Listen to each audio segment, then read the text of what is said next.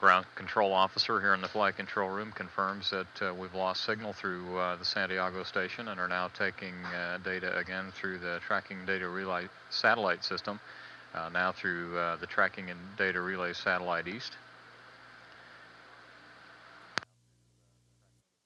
Atlantis completing the descending node of orbit 55. Currently at an orbital altitude of 167.8 nautical miles. Current orbital parameters for Atlantis show an orbital apogee of 176.4 nautical miles, perigee of 160.1 nautical miles, with an orbital period of 1 hour, 30 minutes, and 52 seconds. Comfort factors on board the vehicle show cabin temperature at 77 degrees Fahrenheit, very comfortable cabin humidity level of 31.6%. Crew of Atlantis now 30 minutes into their sleep period, not to be awakened for another 6.5 hours, at which time they'll be up and at 'em to start their entry and landing day.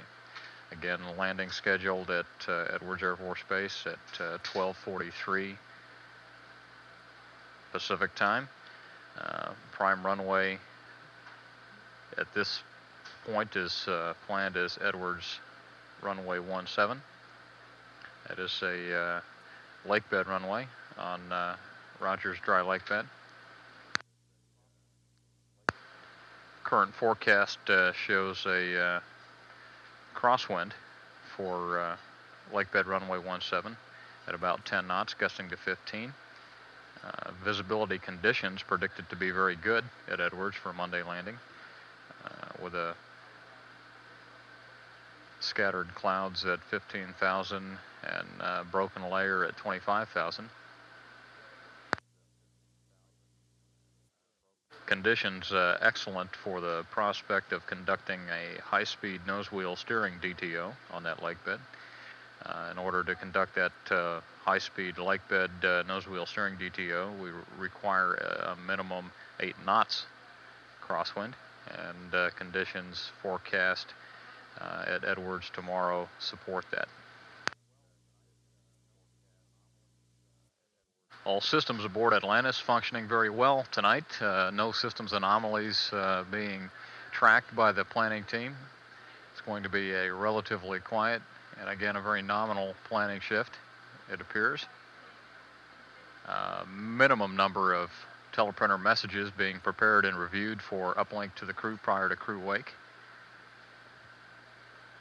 The KU band antenna aboard Atlantis has been stowed, as is required for entry operations. In light of that, we will not have the opportunity to look at ground-controlled live television from the payload bay cameras of Atlantis as we have the last few nights. Instrumentation and communications officer here in the control room having fired those cameras up and been searching the night side passes, looking for electrical activity in the atmosphere below, and taking some utterly spectacular Earth views photography across the African continent and the Middle East. So NASA Select viewers will be without that bit of planning shift relief tonight. Again, with several weather briefings scheduled throughout the night and early tomorrow. It looks like the principal effort on part of planners will be to keep an eye on the weather and further refine plans for landing test objectives.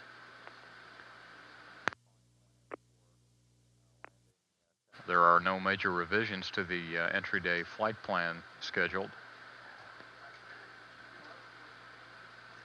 At this time, it appears that the pre-planned entry day timeline is going to stand as planned pre-mission. We'll be providing weather updates to you throughout the night as weather bulletins and briefings are offered to flight control team here in the Mission Control Center. We're now 3 days, 10 hours, and 33 minutes into shuttle mission STS-30. This is Mission Control. This is Mission Control at mission elapsed time, 3 days, 11 hours, and 3 minutes. We've just passed out of range of the Tracking and Data Relay Satellite East. It'll be another 5 minutes or so before we acquire signal again through the Tracking and Data Relay Satellite West. At last look at telemetry, orbiter at 177.7 nautical miles in altitude. Crew about an hour into their sleep period. Should be resting comfortably at a cabin temperature of 75.6 degrees Fahrenheit, 31.2% humidity. Crew will not be awakened for about another 6 hours. No anomalies being tracked in the flight control room tonight. Messages well into the preparation and review cycle for uplink to the crew prior to wake. Looks like a very nominal entry day coming up. Weather at the primary landing site, Edwards Air Force Base, is very good. Right now our prime runway is runway 17 with lakebed runway 23 as the alternate. Weather predictions at Edwards show a southwesterly wind, which would offer about a 10-knot crosswind for runway 17, which are ideal conditions for conducting a high-speed nose wheel steering DTO. Minimal crosswind requirement for that DTO is 8 knots. Right now, again, prediction showing sustained winds out of the southwest at 8 knots with gusting up to 10. I'm sorry, I checked that. Sustained winds at 10 with gusts up to 15. As we receive weather updates throughout the night from our weather people here at the Johnson Space Center, I'll continue to bring these weather updates to you. Several weather briefings scheduled throughout the night and early morning in support of entry planning. This is Mission Control. We've passed out of range of the Tracking and Data Relay Satellite West on orbit 57. We're now 3 days, 12 hours, and 41 minutes into the flight of Atlantis on STS-30. The crew of Atlantis just about midway through their sleep period, not to be awakened for about 4 hours. Planning flight controllers here in the flight control room in the midst of review of the already prepared teleprinter messages for the crew. Atlantis currently at an altitude of 175.2 nautical miles over India. Crew should be sleeping well in a cabin temperature of 75 degrees. Cabin humidity now at 30%. Very comfortable combination on board. All systems aboard Atlantis operating very well. Still no activity or discussion or attention being given any particular system developments on board. All systems again very clean. No open items whatsoever. Again, planning right now in support of a deorbit burn at mission elapsed time 3 days, 23 hours, and 57 minutes, or 1:44 p.m. Central Daylight Time, followed by a landing just about an hour later at Edwards runway 17 at 2:43 p.m. Central Daylight Time.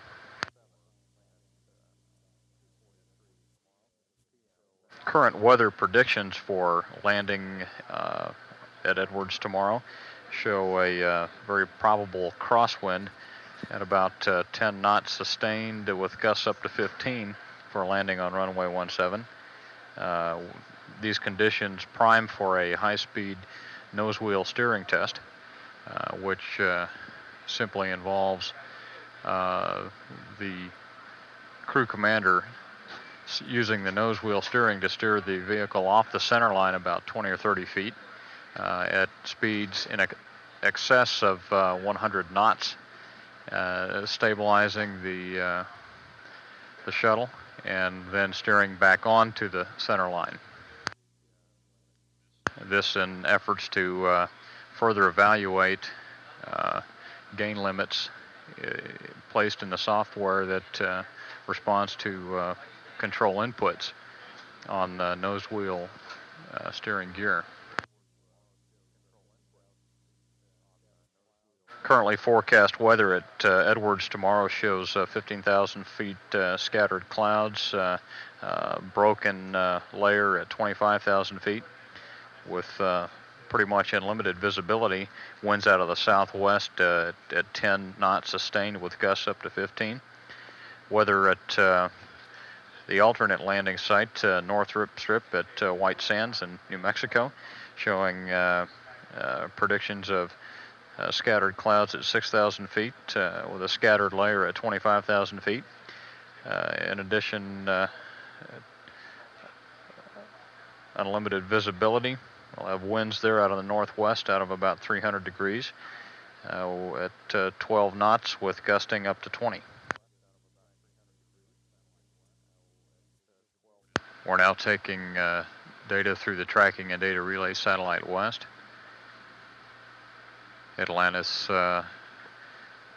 just over the ascending node of orbit 57 over Southeast Asia at mission elapsed time 3 days, 12 hours, 46 minutes. This is mission control. This is mission control at mission elapsed time 3 days, 14 hours, and 14 minutes. Atlantis has just crossed out of range of the tracking and data relay satellite east on its ascending node of orbit 58. We're just under 3 hours from waking the crew of Atlantis to begin final flight day activities and preparations for deorbit and landing.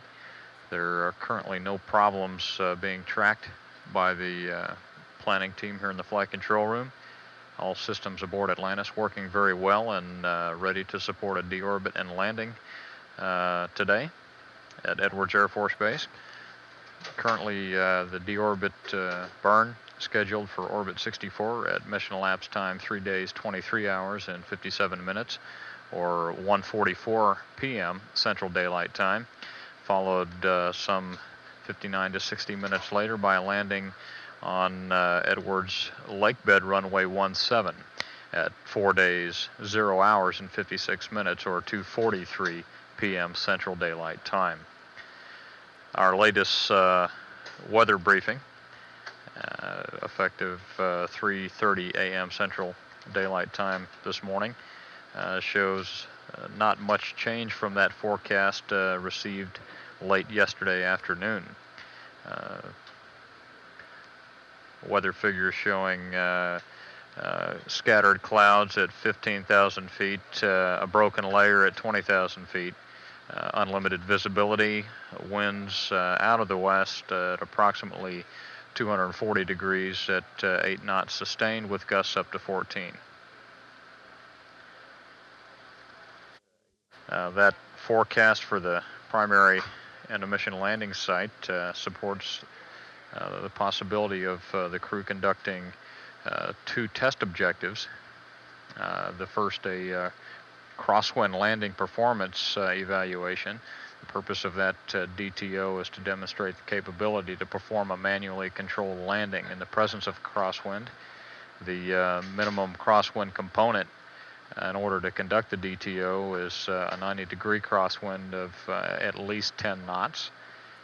The forecast at this time shows very good promise for at least a 10-knot crosswind on runway 17.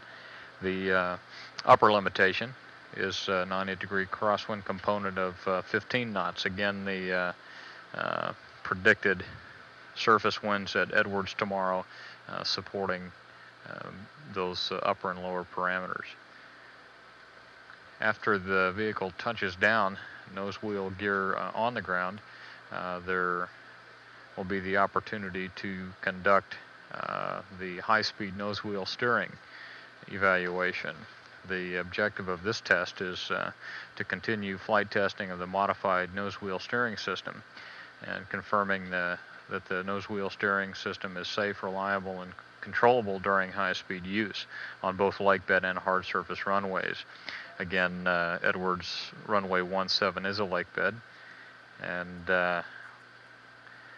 this test will involve steering 20 to 30 feet away from the center line at speeds of between 120 and 140 knots, maintaining that 20 to 30 foot displacement for some time, then returning to the center line.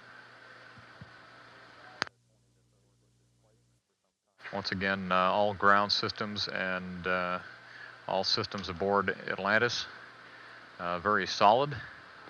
No problems being tracked. The planning team has pretty well completed review of all of the messages for uplink to the crew via teleprinter prior to crew wake, giving them final details and minor changes to the entry and landing game plan for tomorrow. Again, RD orbit currently scheduled on orbit 64. That burn will start at 3 days, 23 hours and 57 minutes, followed some hour later at 4 days, 0 hours and 56 minutes, or 12:43 Pacific time at Edwards Air Force Base, California. We should reacquire signal here in about 2.5 minutes through the Tracking and Data Relay Satellite West. We're 2 hours and 41 minutes away from waking the crew of Atlantis. 3 days, 14 hours, and 18 minutes into the flight of Atlantis on shuttle mission STS-30. This is Mission Control.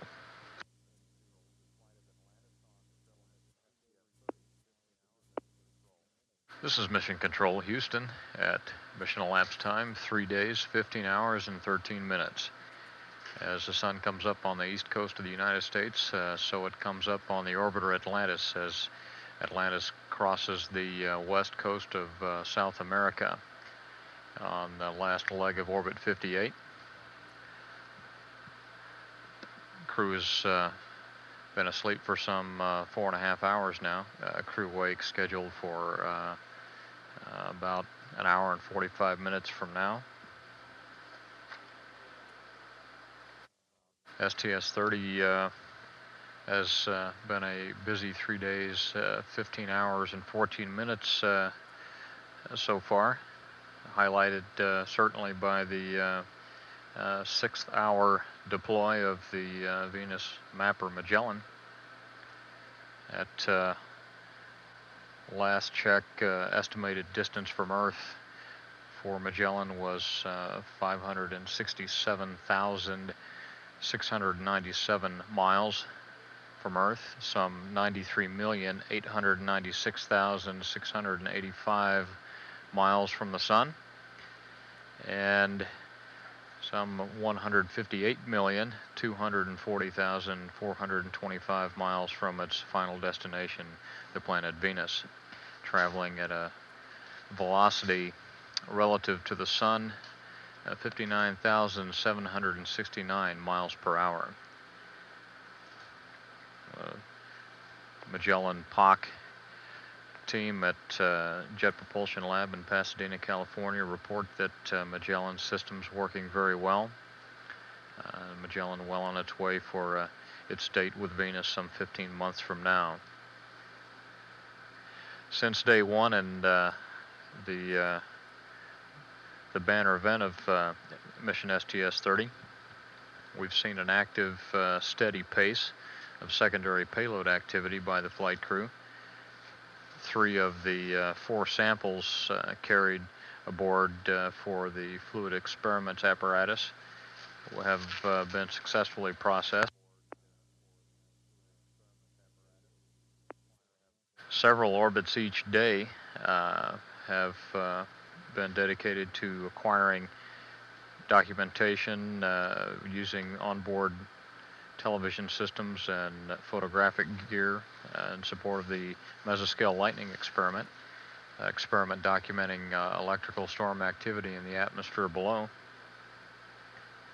Several AMOS data takes involving optical tracking equipment on the island of Maui under the control of the United States Air Force, tracking the orbiter overhead and taking data relative to plume signatures while the orbiter's RCS thrusters are firing. We've seen various test objectives met in the crew cabin, one involving a demonstration of the heads-up display in the crew cockpit as an alternative to the crew optical alignment sight used in calibrating the inertial measurement units. That being a rough calibration, the star tracking units providing the fine-tuning of those IMUs.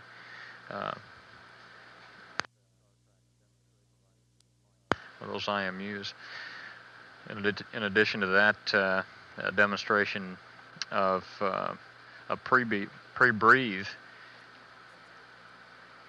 strategy using the launch entry helmets in conjunction with a cabin depressurization from 14.7 to 10.2 psi was proven as a viable scenario for a flight day 1 pre-breathe and cabin depressurization, which may be necessary on the Hubble Space Telescope flight.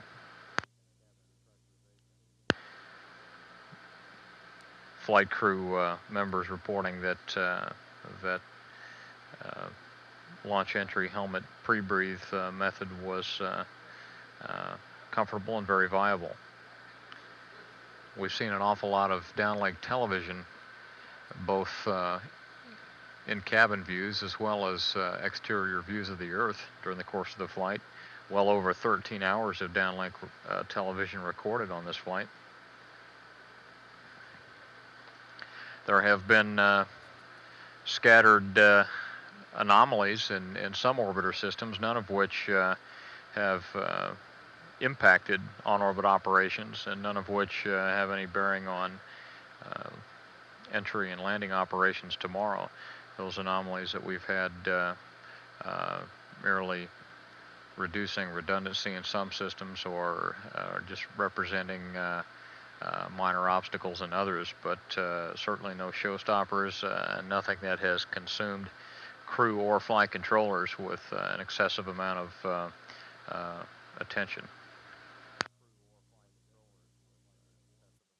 Perhaps the most significant anomaly coming late yesterday on flight day 4 with the sudden failure of general purpose computer number 4.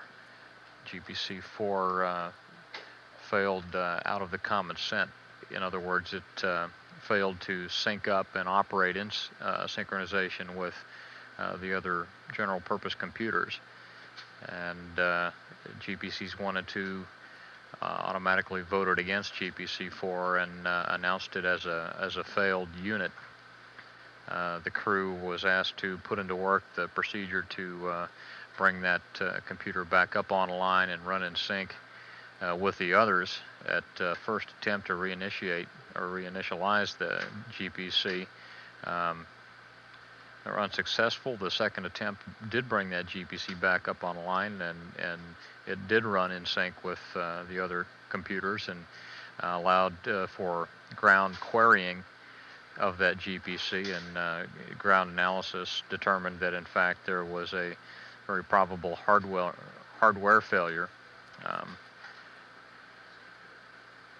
resulting in a parity error on board, and it was decided that GPC should be changed out. A spare GPC carried in a mid-deck locker was unstowed, GPC 4 removed, and the spare put back in its place. That spare GPC has performed to spec, checked out very well, operating with no problems, and we anticipate absolutely no impact on entry and landing operations whatsoever tomorrow or today.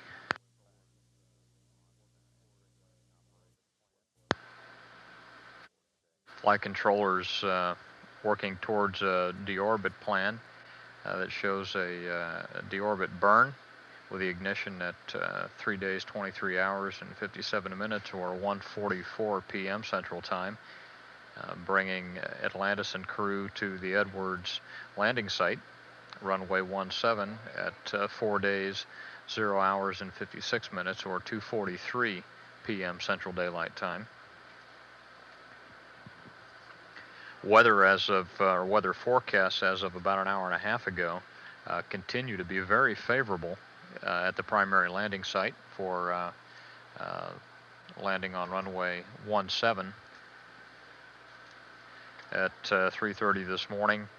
The forecast conditions for a 12:43 landing at Edwards show 15,000 foot scattered clouds, a broken layer at 20,000 feet, virtually unlimited visibility, westerly winds sustained at 8 knots with possible gusts up to 14 knots.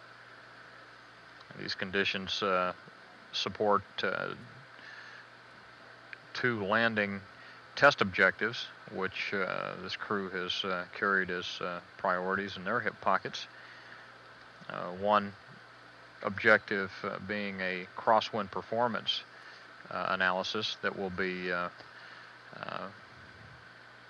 performed by the crew just prior to touchdown. That test intended to demonstrate the capability to perform a manually controlled landing in the presence of a significant crosswind. In order to conduct that crosswind test, we require a 90-degree crosswind component of at least 10 knots. The current forecast tells us we have a good chance to meet that lower component requirement, and with a higher limitation component of 15 knots, that also supported by the current forecast of surface winds. Once the nose gear of Atlantis touches down, a second test objective will be executed by the flight crew, that being a high-speed nose wheel steering runway evaluation. The objective of that test is to further flight test the modified nose wheel steering system on board and to confirm that that steering system is safe, reliable, and controllable during high-speed use.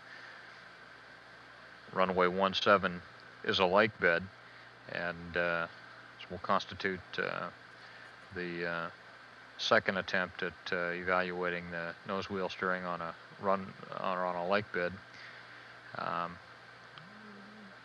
This particular test involves high-speed braking and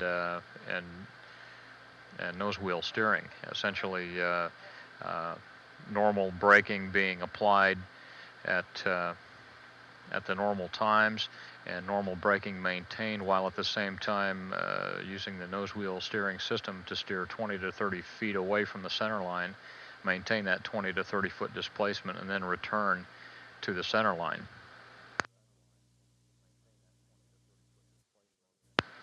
We'll continue to have weather updates throughout the morning leading up to deorbit and landing.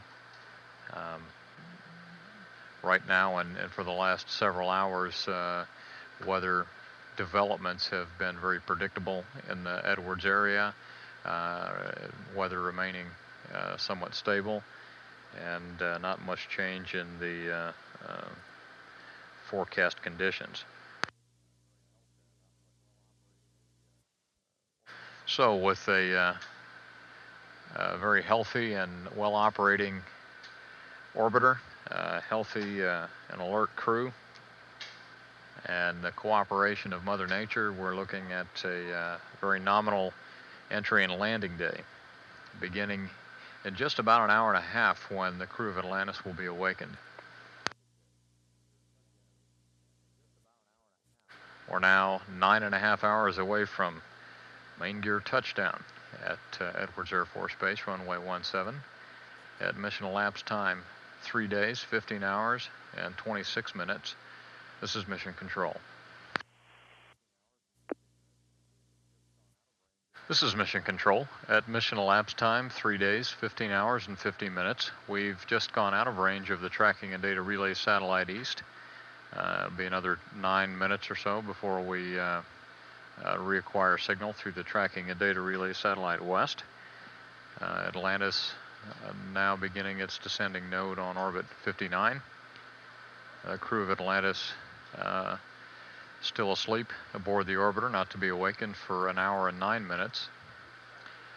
We're currently 9 hours away from a touchdown at Edwards Air Force Base. Primary landing site designated runway is runway 17, which is a lakebed runway on Rogers Dry Lake Bed.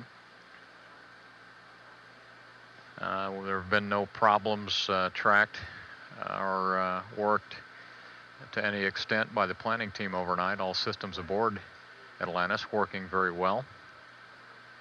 Very small number of messages having been prepared and reviewed, providing minor updates and revisions to procedures and timelines for this final day in orbit. Those messages are due to be teleprinted up to the crew in about 15 or 20 minutes, and they'll be there and ready for the crew when they're awakened. It's been a very busy and very productive 3 days, 15 hours, and 51 minutes so far. Highlighted, of course, by the deployment of the Venus mapper Magellan. Magellan, as of 5 o'clock a.m. Eastern Daylight Time, was estimated to have been over 500,000 miles from Earth, just over 90 million miles from the Sun, and some 158,240,425 miles from its final destination, the planet Venus, traveling at a velocity relative to the Sun of 59,769 miles per hour.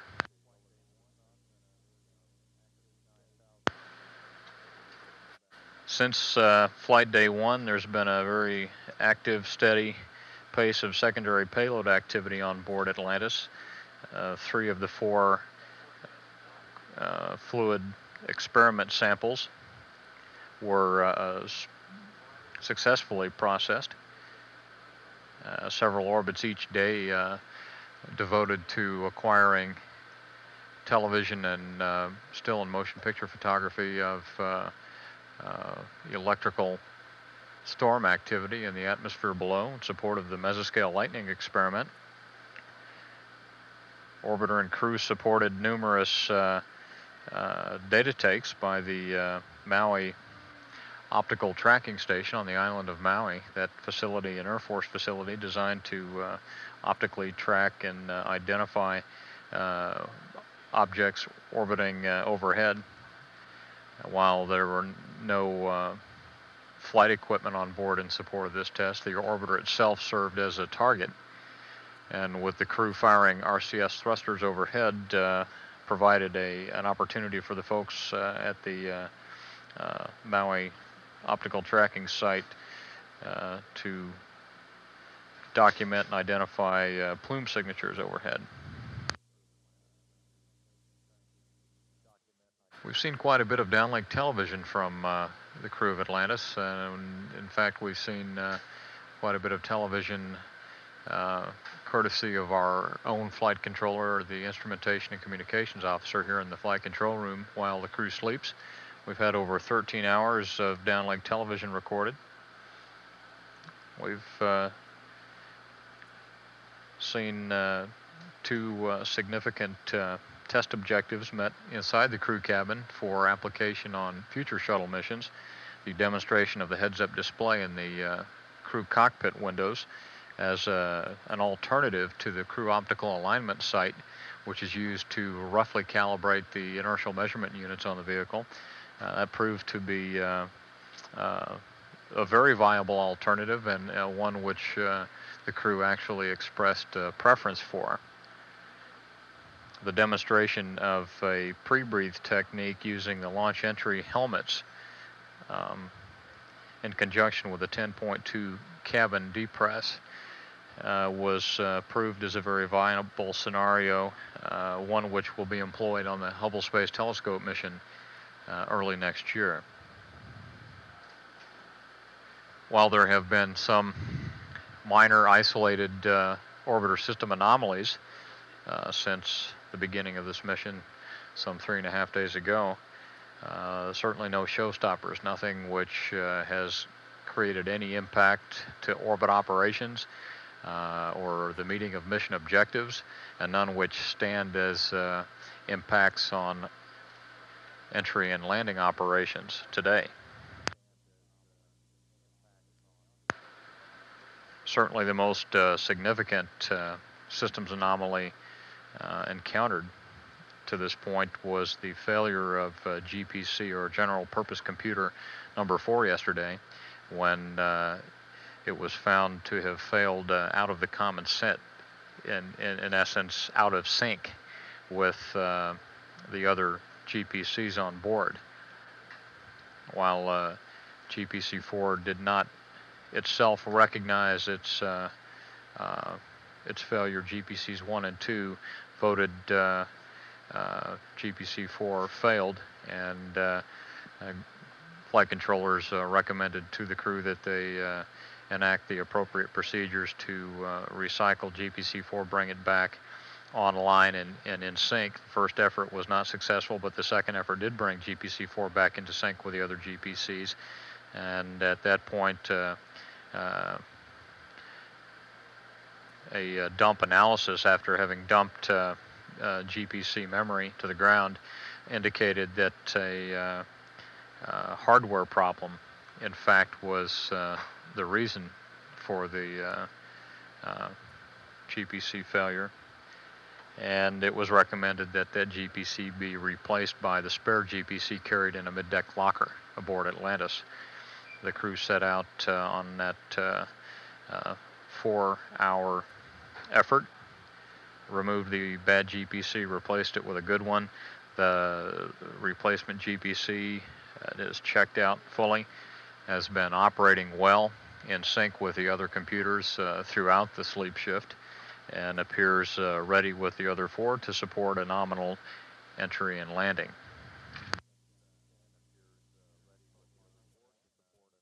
Based on the most recent energy profiles and trajectory analyses, the time of the deorbit burn is now identified as 3 days, 23 hours, and roughly 55 minutes, equating to 1:42 p.m. Central Daylight Time. Landing still estimated as 4 days, 56 minutes, or 2:43 p.m. Central Daylight Time. Weather forecasting as of 3:30 this morning supports landing at that time at the primary landing site at Edwards Air Force Base, California.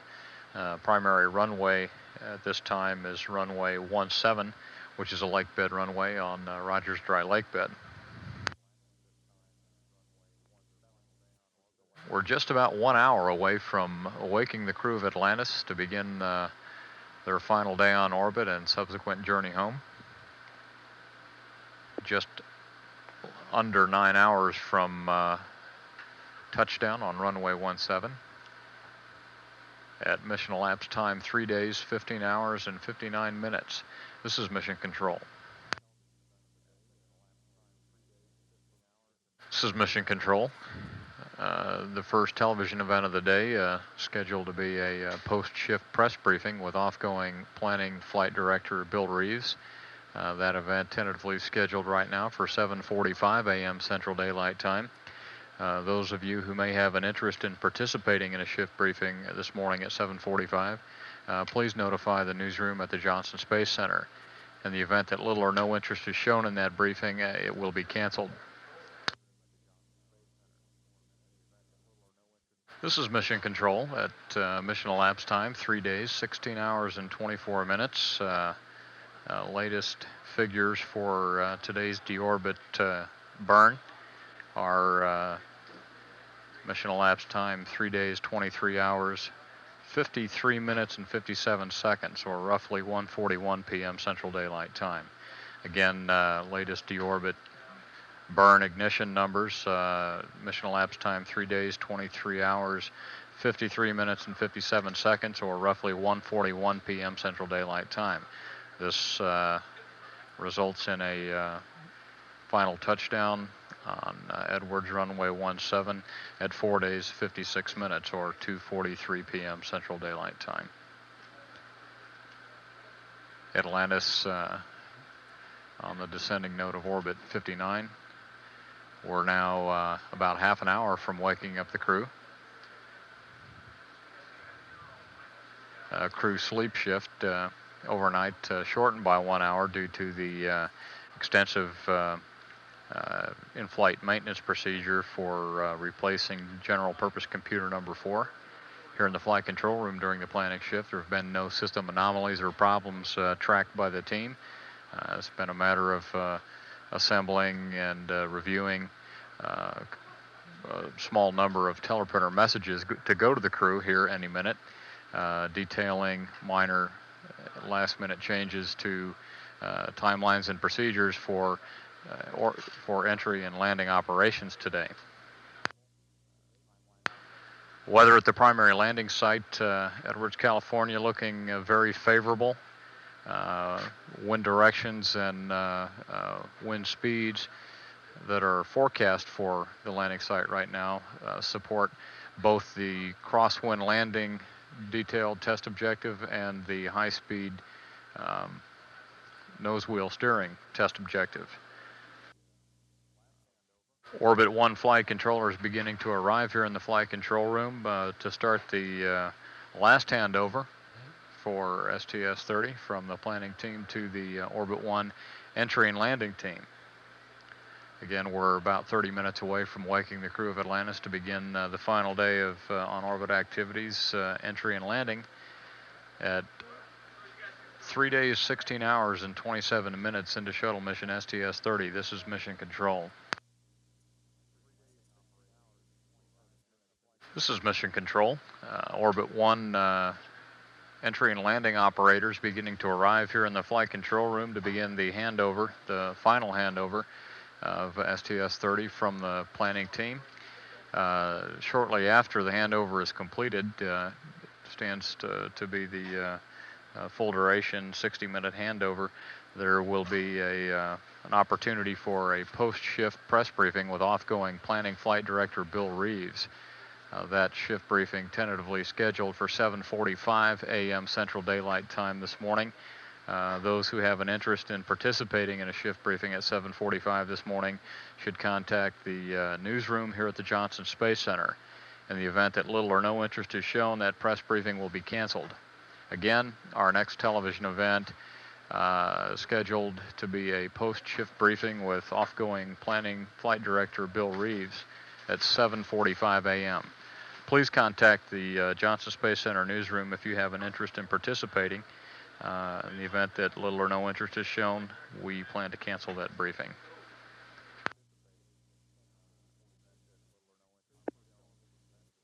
This is Mission Control at mission elapsed time 3 days, 16 hours, and 43 minutes. Our first television event of the day is scheduled to be a post-shift press briefing with off-going planning flight director Bill Reeves. That briefing tentatively scheduled for 7:45 a.m. this morning. Those who have an interest in participating in a briefing at 7:45 this morning, please contact the newsroom here at the Johnson Space Center. In the event that little or no interest is expressed, that briefing will be canceled. Again, we have a post-shift briefing tentatively scheduled for 7:45 a.m. Central Time with off-going planning flight director Bill Reeves. If you have an interest in that briefing, please contact the newsroom at the Johnson Space Center. In the event that little or no interest is shown, that briefing will be canceled. We're just about 20 minutes away from waking the crew of Atlantis after a 7-hour sleep shift, shortened 1 hour by the IFM procedure to replace GPC-4 yesterday. Shortly after the crew decks. They'll have a chance to look over the teleprinter messages which just arrived on board, containing various procedural and timeline updates for this final day on orbit.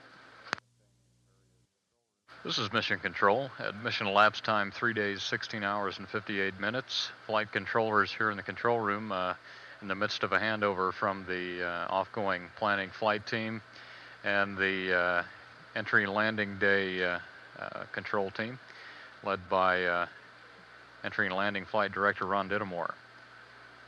We're just about 5.5 minutes away from waking the crew of Atlantis. They've been resting comfortably aboard the vehicle in the cabin temperature of about 75.6 degrees Fahrenheit, cabin humidity 30.8%. Atlantis beginning the ascending node of orbit 60.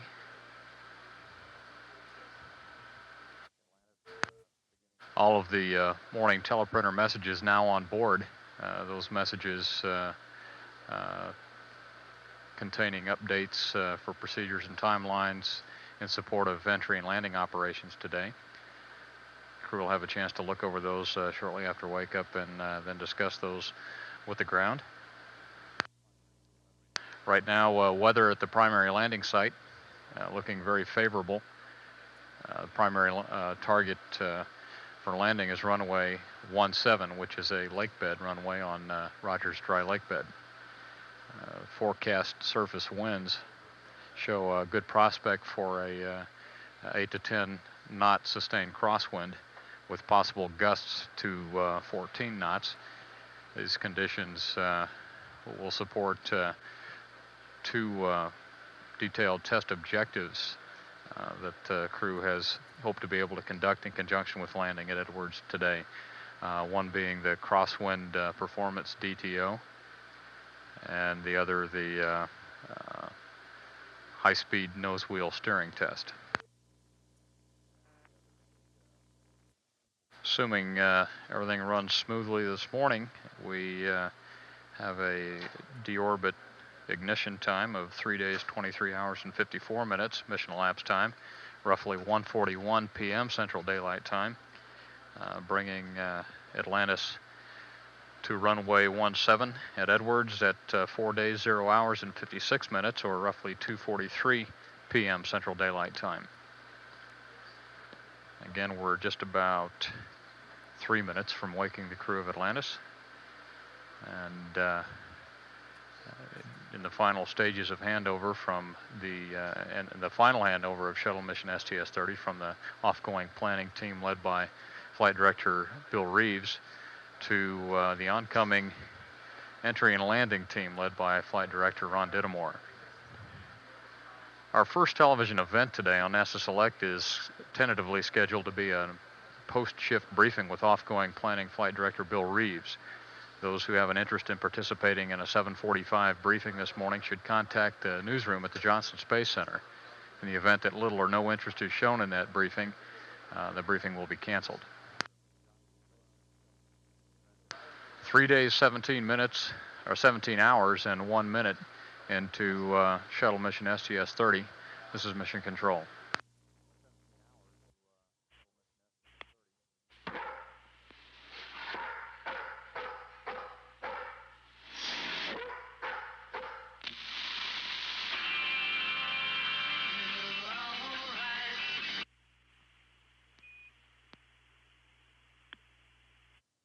Atlantis, Houston, good morning. It's time to come home. We have you through Dakar for the next 5.5 minutes. We like the wake-up music. Roger, thank you. Good morning.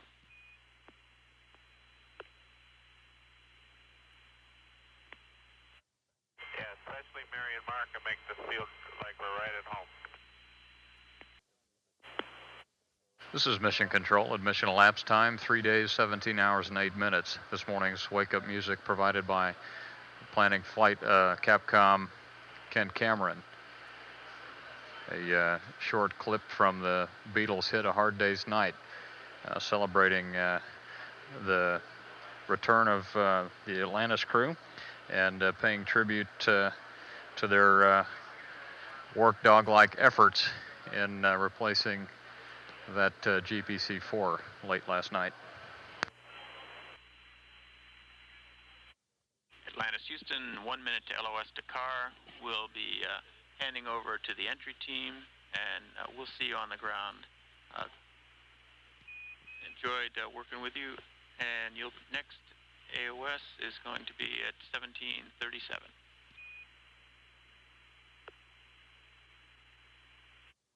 We've enjoyed working with you, and we'll see you there. This is Mission Control. The flight control team handover from the off-going planning team to the oncoming entry landing team. Just wrapping up. Off-going planning flight director Bill Reeves releasing the planning team after their last shift prior to an anticipated landing today at Edwards Air Force Base. Our next television event is tentatively scheduled as a post-shift briefing with off-going flight director Bill Reeves. Should you have an interest in participating in a shift briefing this morning at 7:45, please contact the Johnson Space Center newsroom. In the event that little or no interest is shown in that briefing, it will be canceled. This is Mission Control. Our next television event had been tentatively scheduled to be a change of shift briefing with off-going planning flight director Bill Reeves. Now that event has been canceled. Atlantis Houston, good morning. Your entry team is with you on Tetris West. Good morning. Thought you had a bad time, huh? Frank, you're breaking up a little bit. Try it again. Roger, how do you read now? Loud and clear. We're busy putting things in their place up here, and Mike was buried under a parachute, but we got you now. Roger, you're loud and clear. This is Mission Control. Crew is going about their early morning tasks. Guidance, Navigation, and Control Officer reports Walker and Graby have maneuvered Atlantis to the IMU align. That's one of the standard morning pieces of business that the crew takes care of shortly after wake up. For the rest of the morning, the crew will be winding up the cabin stow, putting away things that they've been using during the flight as they get ready for re-entry and landing this afternoon.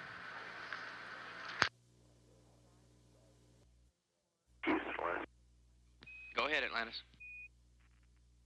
Roger, Frank. Start data's in the table. IMU data's available to you. We're ready to align. Roger, you've got to go to torque the platform. This is Mission Control with a final reminder that our change of shift briefing with Bill Reeves, the planning team flight director, it has been canceled. The briefing was originally scheduled for 7:45 a.m. Central Time. That change of shift briefing has been canceled. Houston, Atlantis.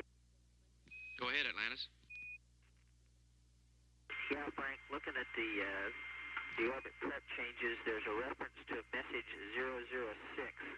I don't believe we have that one, or if we do, we can't find it. Could you either retransmit it or have somebody voice up what it said? Roger, we'll look it up. I'm talking the part that says, in addition to message 006, add the following changes to the orbit prep checklist. Roger, we think that one went yesterday. We'll take a look here. Atlantis Houston, that's the message referring to clearing all pending tones and timers on Spec 2. We can resend that if you don't have it. Okay, we do remember that one. We'll go dig it out. That's all right.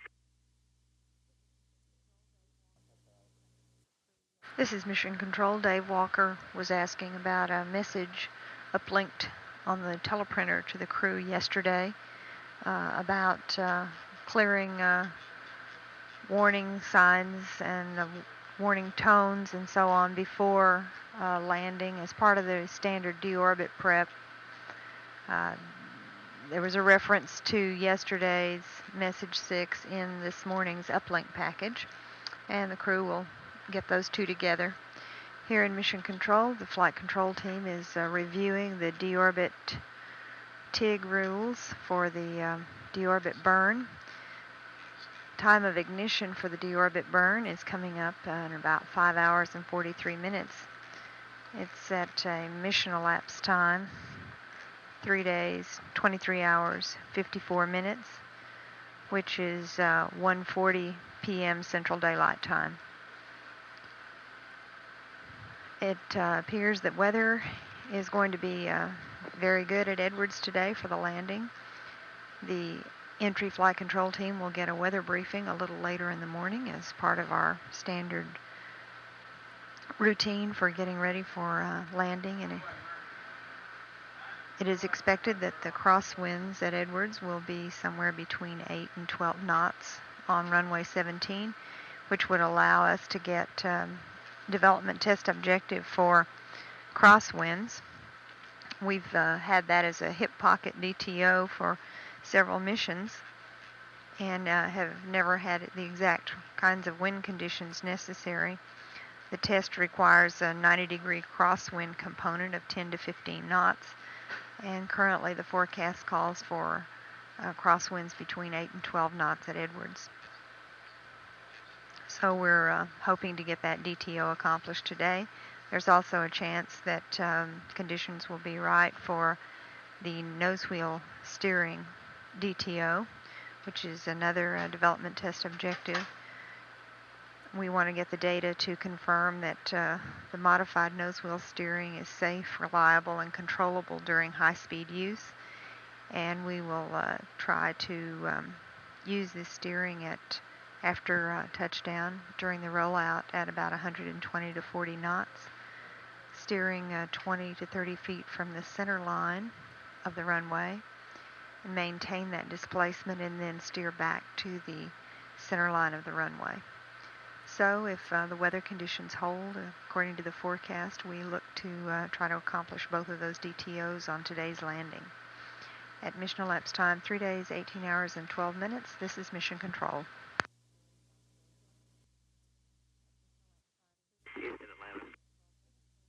Go ahead, Atlantis.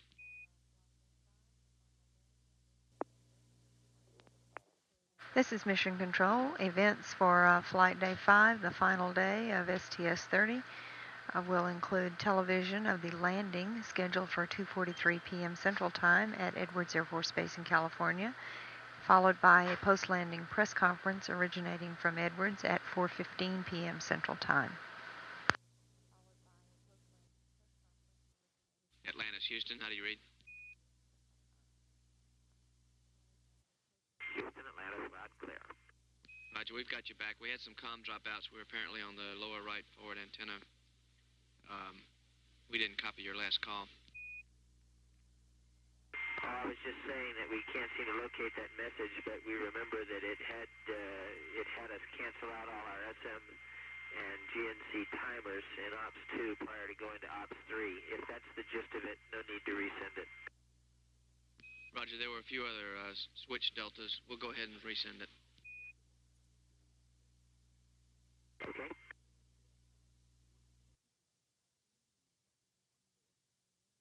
Atlantis, Houston will be LOS in about 2 minutes. See you on the west satellite at about 19 plus 14.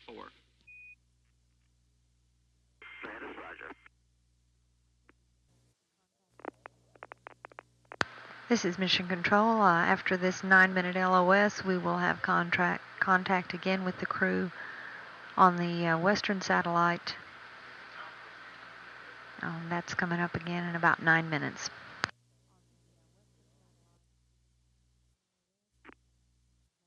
Atlantis, Houston, we're back with you on the west satellite. We are on the lower right forward antenna, and we may have some comm dropouts, however. Okay, Frank, we copy. This is Mission Control. Our next TV event will be a weather briefing from JSC to the Dryden Flight Research Facility, and that's scheduled for 9:15 a.m. Central Time. A weather briefing from JSC to Dryden Flight Research Facility at 9:15 Central. Atlantis, Houston, we have your Spec 2 timer set up whenever you're ready to copy. This is Mission Control. We had a temporary loss of contact with the crew, and the INCO officer is reacquiring.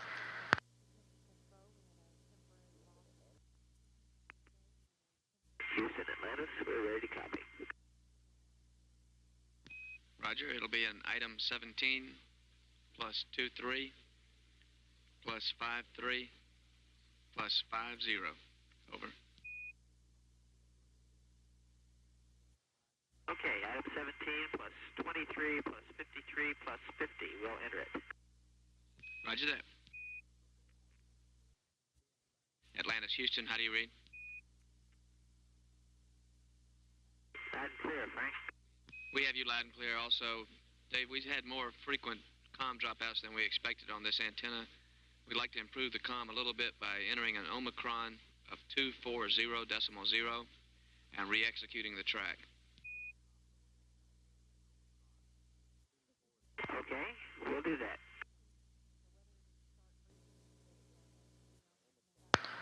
This is Mission Control. The briefing, the weather chart briefing that was to be on the satellite at 9:15 a.m. Has been canceled. That briefing will not be on the NASA Select system.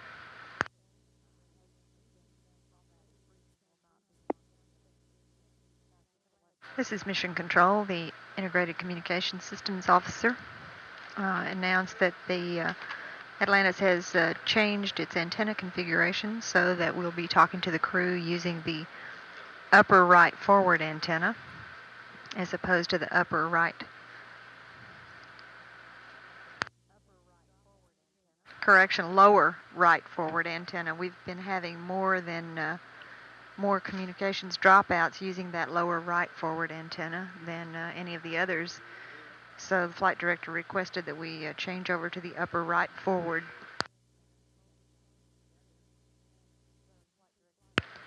This is Mission Control. It's quiet here in Mission Control this morning as the entry flight team goes about checking their systems and projections for entry and landing today. Atlantis is performing well. There are no systems problems aboard. Crew is proceeding through the deorbit preparations.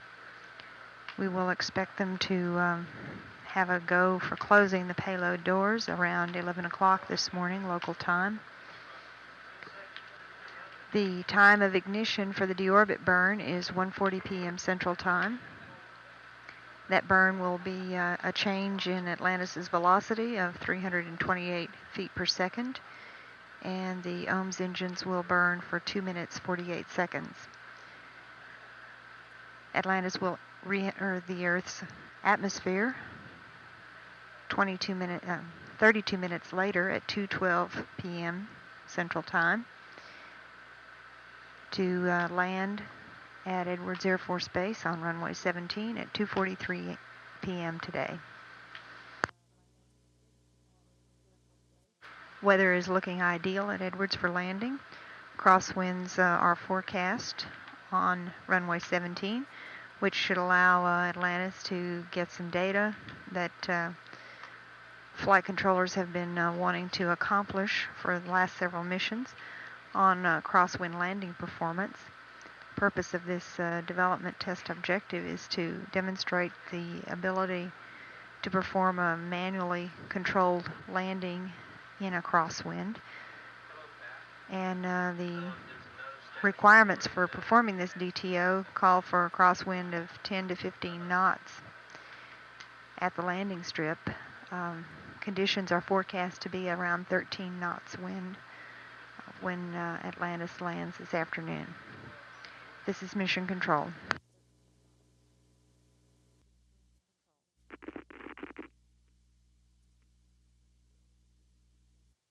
Atlantis, Houston. Go ahead. Roger, we just sent you 2 copies of the landing summary, and I have some amplification on that when you're ready to copy. Okay, give us a second, Frank, to get it out of the printer. It's on my way up, on its way up to us now. Roger that.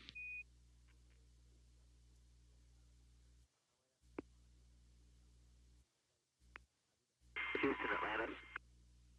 Go ahead, Atlantis. Okay, you're ready for your notes, Frank.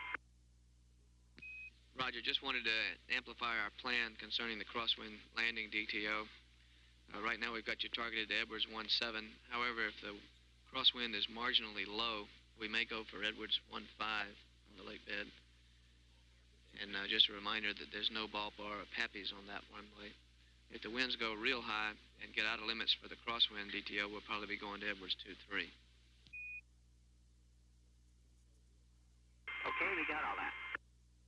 And just for info, we'll be giving you the final go, no-go for payload bay door closing after you finish the RAD bypass vest checkout on the next page. Okay, thanks. And Atlantis, Houston, we're finished with the teleprinter now. And also for info, it looks like your IMU alignment and verification pads are good as written. Atlantis, roger. Atlantis, Houston, we also have modifications to the deorbit burn flight rules ready for you on page 3-14 of the entry checklist, whenever you want to copy that. Okay, stand by just a second. Okay, we're ready to copy, Frank. Roger that. We're looking at the one orbit late available rules on page 3-14. Under APU hydraulic, delete the first line referring to KSC. Under DPS, on the third line, delete the words in the parentheses and spare available, and move the X from 1 day to 1 orbit. Delete the fifth line with the KSC reference. Under electrical, delete the second and third lines, both of those for KSC. Under GNC, delete the last line. It refers to KSC. Under ohms, delete the third line.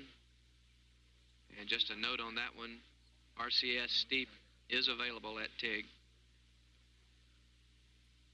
And under aft RCS, on the first line where it refers to 2 jets, same direction, same pod, for the right upfiring jets, that's if we lose 2 others. If we lose just 1 more upfiring jet, that line is not applicable because we already understand R1U. Okay, Frank, I'll just read them back to you. We delete the first line under APU hydraulic. We delete the third line under dips. Negative. We delete the fifth line under dips. We move, excuse me, that's not delete the third line under dip, that's delete the spare available and move the X left to 1 orbit. That's correct. Okay, we do delete the fifth line. Down under electrical, we delete the second and third lines. Under GN&C, we delete the last line. Under ohms, we delete the both ohms engine fail line, and note we have RCS steep available. And under aft RCS, if we lose 2 jets in the right pod because we understand the R1U failure, there's no change. That's right, in the upfiring direction. Roger that. And that's a good copy. This is Mission Control. We've gone LOS from Teeters East, and we'll come back on Teeters West in 8.5 minutes. The crew received their flight rule updates for the deorbit burn, And they are stowing the teleprinter since that was the last message we sent up, the entry summary. That was reviewed. Atlantis, Houston, we've had a LOS Tidris. We'll have IOS for about 2 more minutes and then see you on the west satellite at about 20 plus 51. Capcom Frank Culbertson reviewed the entry summary message with Dave Walker. Crew. Atlantis, Houston, we've had LOS Tidris East. We'll have IOS for about another 2 minutes and then see you on the west satellite at 20 plus 51. Crew is continuing through its deorbit preparations, and we'll expect to give them the go for payload bay door closing sometime in the next 30 minutes. This is Mission Control. Atlantis, Houston, we're back with you through Tidris West. Roger, Frank.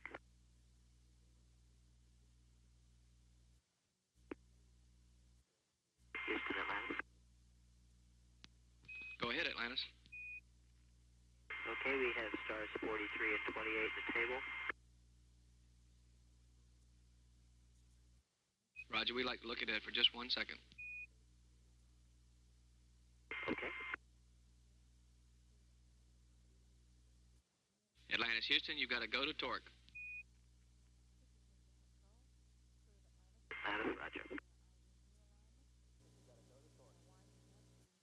This is Mission Control. Crew of Atlantis has completed the IMU alignment and is winding up the checkout of the flash evaporator system. We're standing by for completion of that flash evaporator system checkout, and then we'll be giving them the go for payload bay door closing. In reviewing the entry summary with Walker, Capcom Frank Culbertson described our landing options at Edwards. Our primary landing runway is runway 17, and the most recent forecasts look like winds may not be quite high enough to get our crosswind DTO accomplished, so flight controllers are considering an option to land at runway 15, which is very nearby runway 17, in order to get the crosswind DTO if the winds look a little better there. Also, if perchance the crosswind should get too high, out of limits, at either 15 or 17, then we have an option to land on runway 23. So flight director and flight dynamics officer continue to watch the winds and weather forecast at Edwards. It is desirable to obtain this crosswind development test objective if possible. Earlier, our forecast showed winds at runway 17 between 8 and 14 knots. We will continue to watch that and get updates on throughout the morning. We'll be coming up on our deorbit burn at 1:40 p.m. Central Time. The burn will be on Rev 64. And we'll change the velocity of Atlantis's movement through space by 328 feet per second. The OMS engines will burn for a duration of 2 minutes 48 seconds. Entry interface when the time when Atlantis re-enters the Earth's atmosphere is at 2:12 p.m. with touchdown scheduled for 2:43 p.m. at Edwards Air Force Base. Atlantis, Houston, the verification looks good to us. Say again, Frank. Roger, the verification star pair looks good to us. Okay. Atlantis, Houston. Houston, Atlantis. We'd like to cycle FES Pri B off and then back on. That was exactly what we were thinking.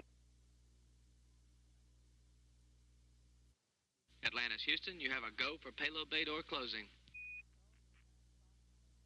Roger.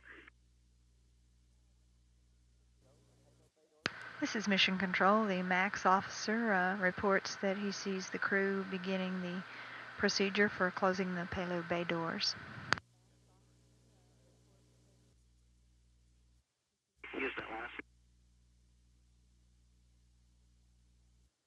Atlantis, Houston, you were calling? Yeah, we had the power go off and got a payload bay door config message. Don't really understand why. We had just started and stopped the doors, looking to make sure that the rollers were going to strike the striker plate. Okay, understand the payload bay door config message, and say again about the power. And the power went off when we got there. Roger. Everything looks okay, so we don't quite understand why it did that. Atlantis, Houston. Go ahead, Mike. We think you just got caught in the software sequence in cycling the doors, and we'd like you to go ahead and press on in manual mode. Okay, we'll do that. This is Mission Control. Thagard received a software message on the payload bay door closing sequence, and Max officer. Atlantis, Houston, we see the door closed, and for info, auto will work from this point on. After that, we'll go back to auto. It's Mission Control. Thagard had a warning indicator that the door was not going to close, but it was just a pause or a place in the software sequence, and he could continue on in the manual mode to close the door. Now the Max officer reports that has the door closed, and it will work in auto from now on out in the sequence. Atlantis, Houston, be advised we're sending you a state vector and targets. Roger. And Dave, we have the pads for you whenever you're ready to copy at your convenience. Okay, just a couple minutes. This is Mission Control. The Max officer reports that both payload bay doors are closed and latched, and everything is looking good as Atlantis crew continues on through their deorbit preparations. Houston, Atlantis, we're ready with the pads. Roger that. We'll start with the deorbit maneuver pad, if you're on that page. We're ready. Roger. Ohms both. TV roll 180. Trim load negative 0.1. Negative 5.7. Plus 5.7. Weight 201,148. TIG 03/23:53:50.0. Peg 4 targets 14,992. Negative 0.6017. 065.832. 131.499. All balls. Maneuver attitude roll 058. 184. 053. REI 4134. Time of free fall 29:18. Delta V total 326.4. TGO 02:45. Vigo X plus 313.55. Y is all balls. Z plus 089.58. Target HA 165 by plus 009. RCS interconnect is none. Read back. Okay, Frank, feedback follows. Ohms both, TV roll 180. negative 0.1, negative 5.7, plus 5.7, 201.148, 03/23:53:50.0, 149er2, negative 0.6017, 065.832, 131.499, all balls. Maneuver attitude 058-184-053, 4134-29er:18, 326.402:45, plus 313.55, all balls, plus 089.58. 165 by plus 009er. No RCS interconnect. Over. That's a good copy, Dave, and we're ready with the Del pad when you are. Okay, we're ready. Roger. Ohms TIG slip 5:00. RCS down mode 2:00. Left ohms HP 102. Right ohms 102. Safe HP 80. 87. 20. 35. 39er. 37. Dump forward RCS fuel to 00. CG at EI 109er9.4. 109er7.7 plus 0.4. EI -5 attitude, roll 289er, 337, 356, pre-bank left, all balls, Tidris west, AOS, EI -23, LOS is NA, altimeter 29er.96, closed loop guidance at 00:30:33. First reversal at 16400. Landing site 15. Left overhead 248. Runway Edwards 17. TACAN 111 X-ray. Nominal aim point. Speed brake 18%. Winds starting at 50K. 240 at 35. 220 at 45. 210 at 40. 210 at 35.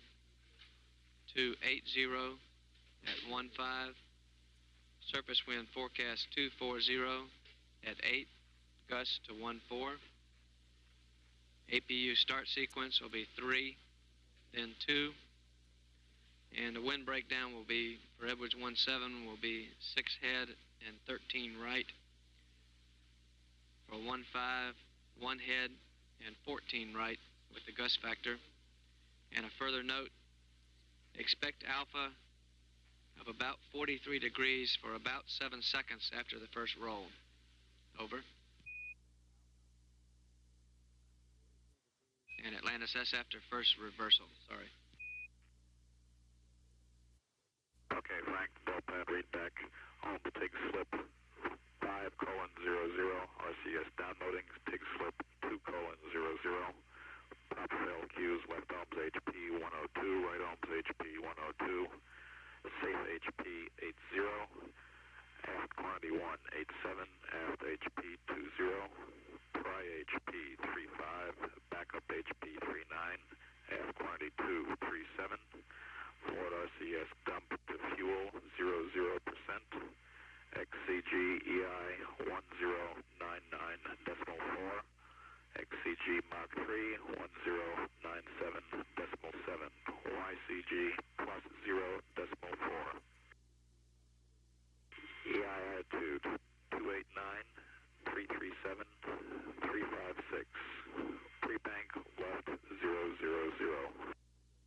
AOS TDRS west, EI minus 23, LOS EI minus 28. Altimeter 29.96, closed loop guidance 00:30:33. VREL first reversal 16400. Landing site 15. For left overhead 248 degrees to Edwards 17. TACAN 111 X-ray. Nominal aim point, speed brake 18%. Copy the winds at altitude. Surface wind 240, 8 gust to 14. APU start sequence 3 then 2. Roger, and for Copy that LOS TDRS west was actually NA. Sorry, it must be the accent, November Alpha. And you copied the note on Alpha 43 after first reversal, right? That's affirmative. This is Mission Control, Houston. We are losing the satellite originating JSC NASA Select for about 30 minutes. The satellite will be used to validate the transmission capability from Vandenberg and Dryden Flight Research Facility in California to make sure that the satellite and their transmission equipment is in order for the landing this afternoon of Atlantis. JSC will originate NASA Select Television again beginning at 12 noon, so we will be off the satellite for a total of 30 minutes. This is Mission Control.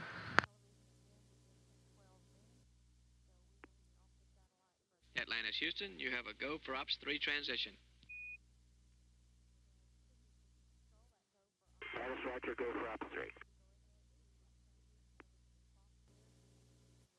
This is Mission Control. That go for Ops 3 gives the crew the go-ahead to transition over to the software used for the deorbit burn. And we're expecting that burn in 2 hours and 11 minutes at 1:41 Central Daylight Time.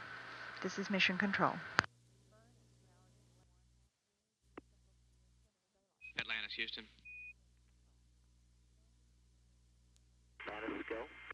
Roger, we're going to be uplinking targets to the BFS and also a new TDRS state vector and some IMU parameters. Okay, understand.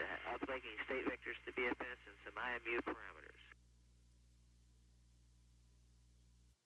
In Atlantis, we'll hold on the BFS targets till we get through cycling it. This is Mission Control. We have about 7.5 more minutes communication with the crew left on TDRS West. The commander and pilot, Walker and Graby, will begin putting on their launch entry suits, the orange-colored pressure suits worn for launch and entry, accompanied by the helmet.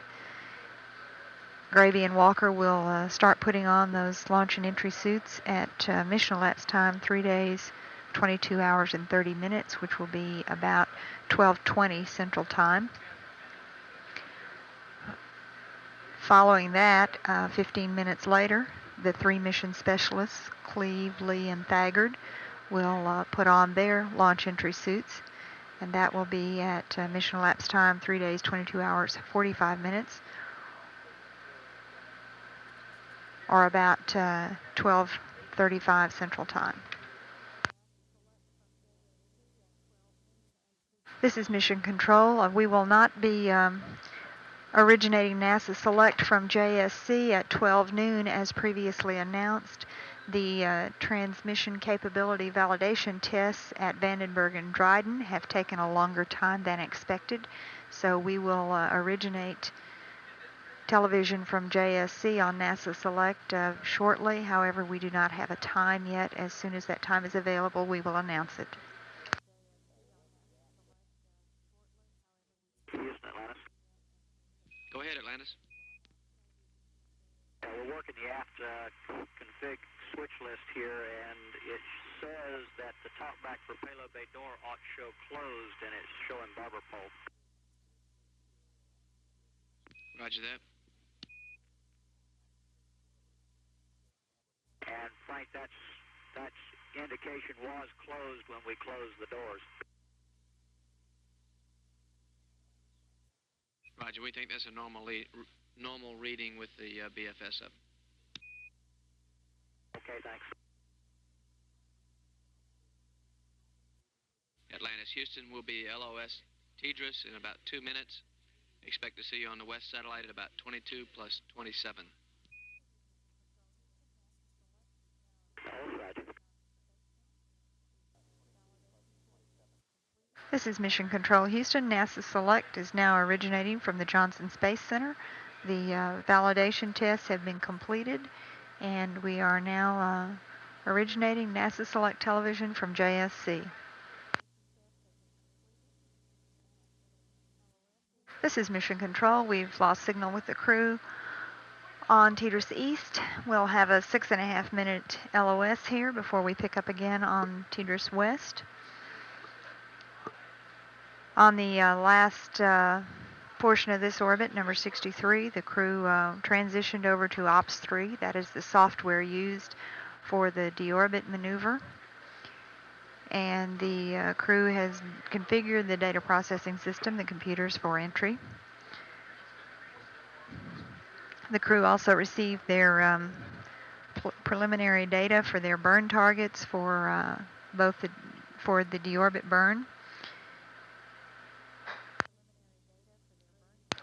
And at about 12:20 p.m. Central Time, the pilot and commander, Graby and Walker, will put on their launch entry suits, the orange pressure suits with the helmet worn during the launch and entry phases of shuttle missions. 15 minutes later, at about 12:35 Central Time, the 3 mission specialists, Thagard, Lee, and Cleve, will put on their launch entry suits. And 5 minutes after that, about 12:40 p.m. Central Time, the commander and pilot will both strap themselves into their seats in preparation for the deorbit burn. The deorbit burn will begin at 1:40 p.m. Central Time. That burn will be for a duration of 2 minutes and 48 seconds on both OMS engines. Will change the velocity of Atlantis about 328 feet per second, bringing her down for a landing at Edwards on runway 17 at 2:43 p.m. Central Time. This is Mission Control.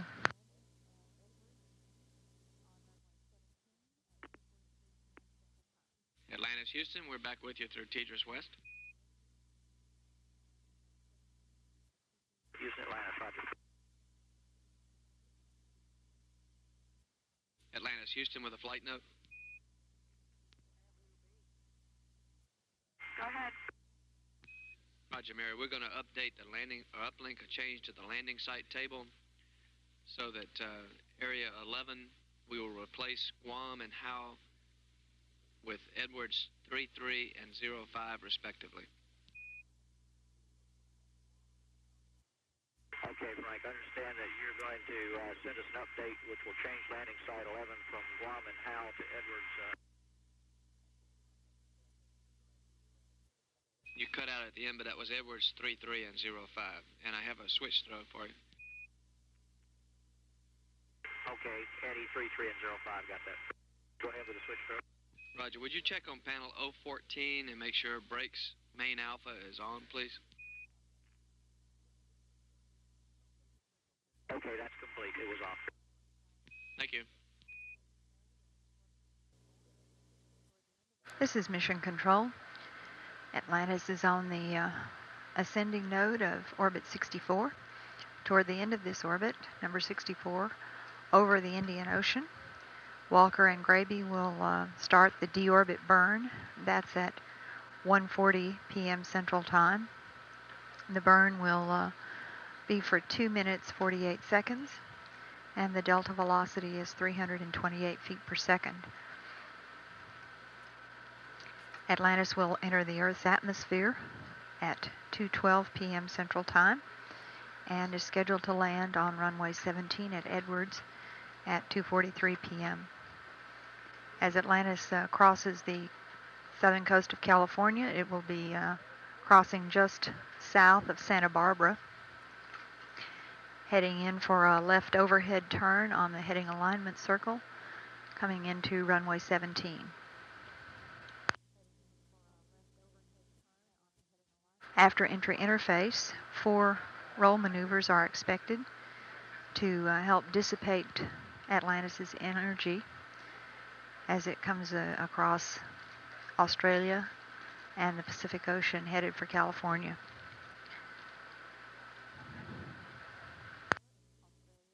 This is mission control at 3 days, 22 hours, 56 minutes. The commander and pilot, Walker and Graby, should be getting into their seats about now. Both the commander and pilot and the 3 mission specialists should already be in their launch entry suits and getting ready for the deorbit burn coming up in 56 minutes. The deorbit burn will be initiated at 1:40 p.m. Central Time as Atlantis is over the southern Indian Ocean, a little bit south and east of the southernmost tip of Madagascar. Entry interface will happen at 2:12 p.m. Central Time over the Central Pacific Ocean between Guam and Hawaii. This is mission control. We'll be turning the satellite over to Dryden Flight Research Facility at 1 p.m. Central Time in preparation for the landing of STS-30 at Edwards Air Force Base, runway 17. Mission elapsed time for the landing of mission STS-30 is 4 days, 0 hours, 56 minutes, which is a Central Daylight Time of 2:43 p.m.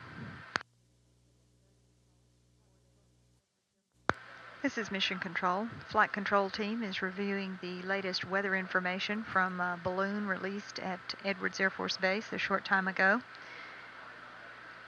Winds are forecast to be 12 knots, gusting to 18 on runway 17 presently. However, weather people expect the winds to swing back and to get more stable, swinging back to west-southwest.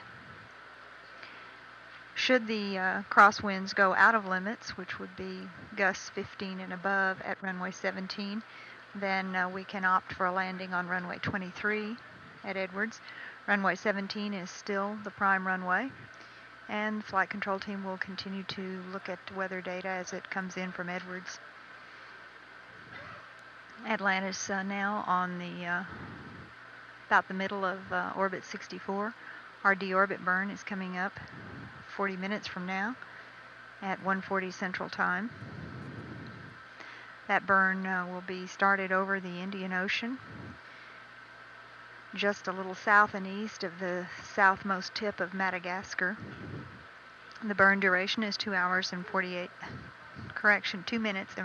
seconds for a change of velocity of 328 feet per second.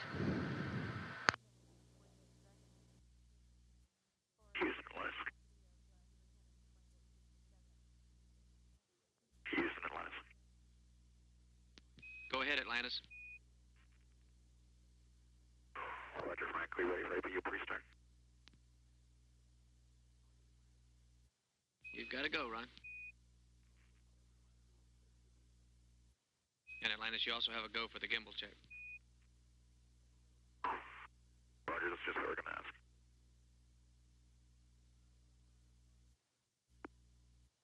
Atlantis, Houston will be handing over to Tetris East in about 2 minutes. One more time around. Atlantis, Houston, about one minute till hand over Tetris East. One more time around. Houston, Atlantis, you were cut out. Say again. Roger, about 1 minute till handover at Tidris East, Dave. Looking for one more time around. Okay, looks good. We're about to start the maneuver.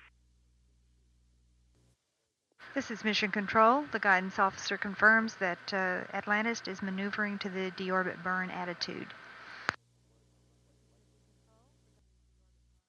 Atlantis, Houston, with some words on runway selection. Stand by. Okay, say again. Roger, Dave. Currently, the winds at Edwards are well within limits. However, the forecast for runway 17 is 240 at 12, gust to 18, which gives us a couple of knots outside the desired. If that forecast holds after the burn, we may have to redesignate to 23 during the entry. However, for now, we're going to continue with 17 as our selected runway. Okay. And Atlantis, Houston, we're sending you a new state vector. Atlantis, roger. This is Mission Control. Atlantis now in the deorbit burn attitude. The thrust vector control gimbal checks on the ohms pods look good. And all is in readiness for the deorbit burn, scheduled 30 minutes from now. Flight director and the flight dynamics officer and the weather people continue to get the latest available observation data on the weather at runway 17 at Edwards. Right now, the forecast is for the gusts to be a little bit out of limits for landing on 17. However, we will go with the latest observations, which show no gusts on the runway currently. Flight control team will continue to get information from Edwards as soon as it's available. We will remain with runway 17 as our prime runway unless the winds are really out of limits by 20 minutes before landing time. Then we can redesignate to runway 23 at Edwards. The crew was just informed of this and told that we are keeping with runway 17 as our prime landing runway, with 23 as a backup. Ascension, this is Houston, contact. Atlantis, Houston. Go ahead. Pending WCS deactivation, you have a go for deorbit burn. Your signal is Charlie, Dave.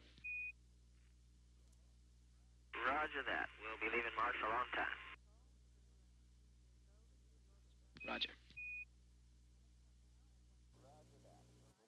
This is Mission Control. The crew has received their go for the deorbit burn, which is 26 minutes from now at 1:40 p.m. Central Time. The term Signal Charlie is aircraft carrier terminology.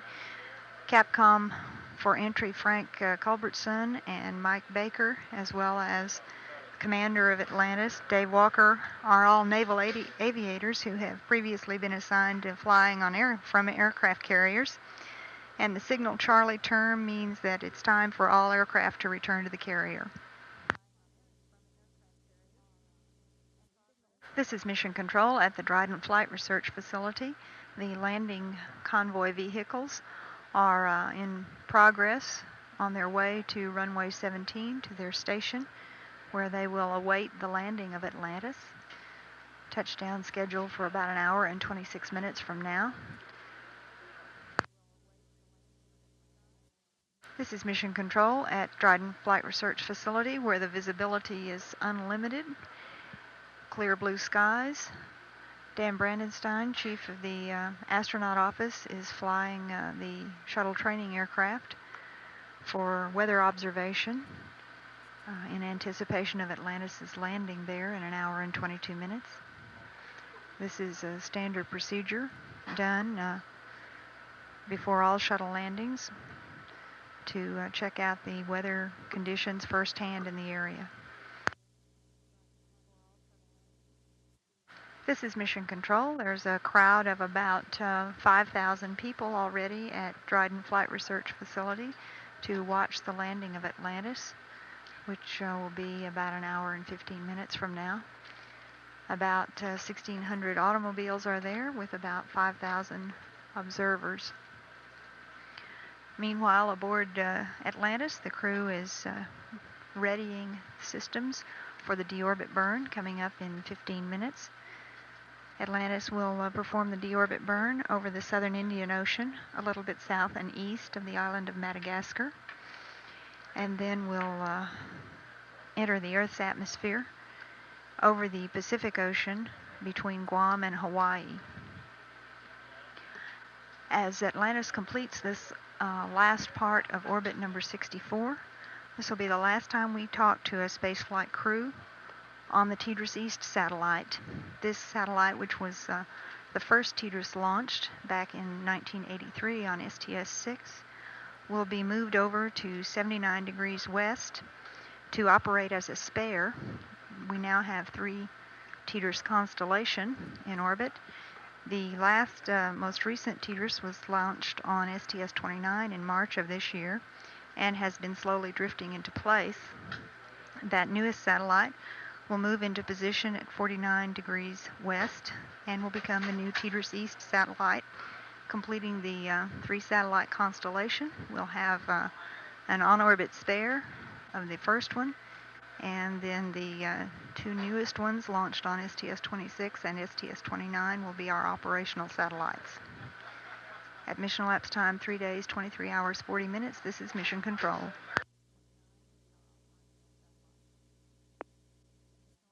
This is Mission Control. The MAX officer reports that APU number 3 has started and it looks good. The next APU to be started will be number 2 as the crew prepares for the deorbit burn. Burn coming up in 8 minutes at 1:40 p.m. Central Time. This is Mission Control. Atlantis, Houston, you're looking real good getting ready for the burn, and would you confirm WCSD activation? We can confirm that. Roger that. Atlantis, Houston, our data shows on ML31 Charlie that the vacuum vent ISO valve control needs to be closed and the nozzle heater needs to be turned off. Can you confirm? We're checking. This is Mission Control. The flight director has polled all positions in the flight control room for one last check before the deorbit burn. All positions are go. One last switch configuration was verified with the crew on the waste collection system. And the ECOM officer now reads those switches in the proper positions. We are 2.5 minutes away from the burn. Starts at 1:40 p.m. Central Time, and Atlantis will be over the Indian Ocean, just a little distance south and east of the island of Madagascar when the burn is initiated. Both OMS engines will be used for this burn, and the burn duration is 2 minutes 48 seconds with a delta velocity of 328 feet per second. Entry interface will occur at 2:12 p.m., 32 minutes after the deorbit burn. Atlantis, Houston. Atlantis, go. Roger, your configuration looks real good now. We'll be LOS about 1.5 minutes into the burn and pick you up on the west side and have final words on your runway selection at that time. We're still getting some variability in the winds. Okay, thanks. This is Mission Control at Dryden Flight Research Facility. The vehicles that make up the landing convoy are moving into position at their station at runway 17. That is still the prime landing runway. We will be giving the crew some more information just a few moments after the deorbit burn. And we'll be going LOS shortly after they begin the burn, and we'll get a report from them after we come back to talk to them on TDRS West. This is Mission Control. This is Mission Control. The propulsion officer reports that the burn has begun and both OMS engines look good. Guidance officer confirms that control of the engines look good and the burn is underway. This is Mission Control. We're LOS from TDRS East for the last time on that particular satellite. New satellite from launched on STS-29 will replace this satellite as the new TDRS East, and this satellite will become an on-orbit spare. Crew was completing the deorbit burn as we went LOS. We'll have a report from them when we come back on the Western satellite in about 6 minutes. The crowd predicted at Dryden Flight Research Facility today is expected to be about 15,000 people. Presently, it appears there are about 11,000 there, ready to watch the landing of Atlantis. Mission STS-30 concludes in about 1 hour from now. This is Mission Control. This is Mission Control. Flight controllers are still gathering the most recent weather data and determining the crosswind components on runway 17 at Dryden Flight Research Facility. That remains our prime runway at the moment for Atlantis landing. However, we are evaluating weather information for winds on runways 17, 22, and 23 at the present time. Atlantis, Houston, we're with you through TDRS West. Got a burn report? Burn was nominal, Frank. That's good to hear. We're looking forward to having you land. Thank you. This is Mission Control. Commander Dave Walker reported a nominal deorbit burn, and the crew is on its way now to entry interface, coming up in about 17 minutes.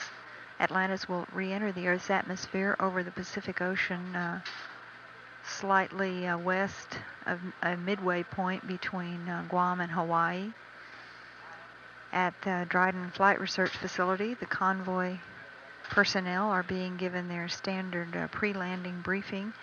The convoy vehicles have all arrived on station, and they are completing their final briefing before the landing of Atlantis.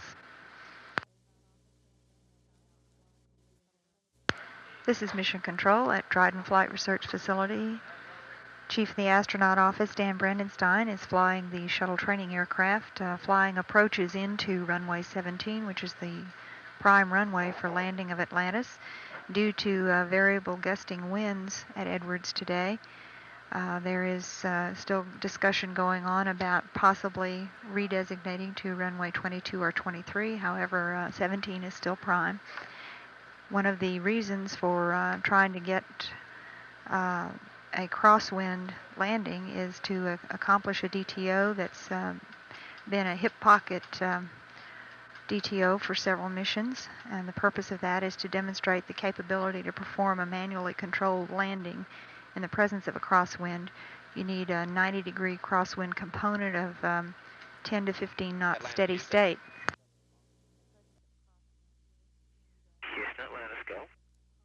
Dave, the winds are still variable. We're going to hang on to Edwards 17 as long as we can and try to get the crosswind DTO there.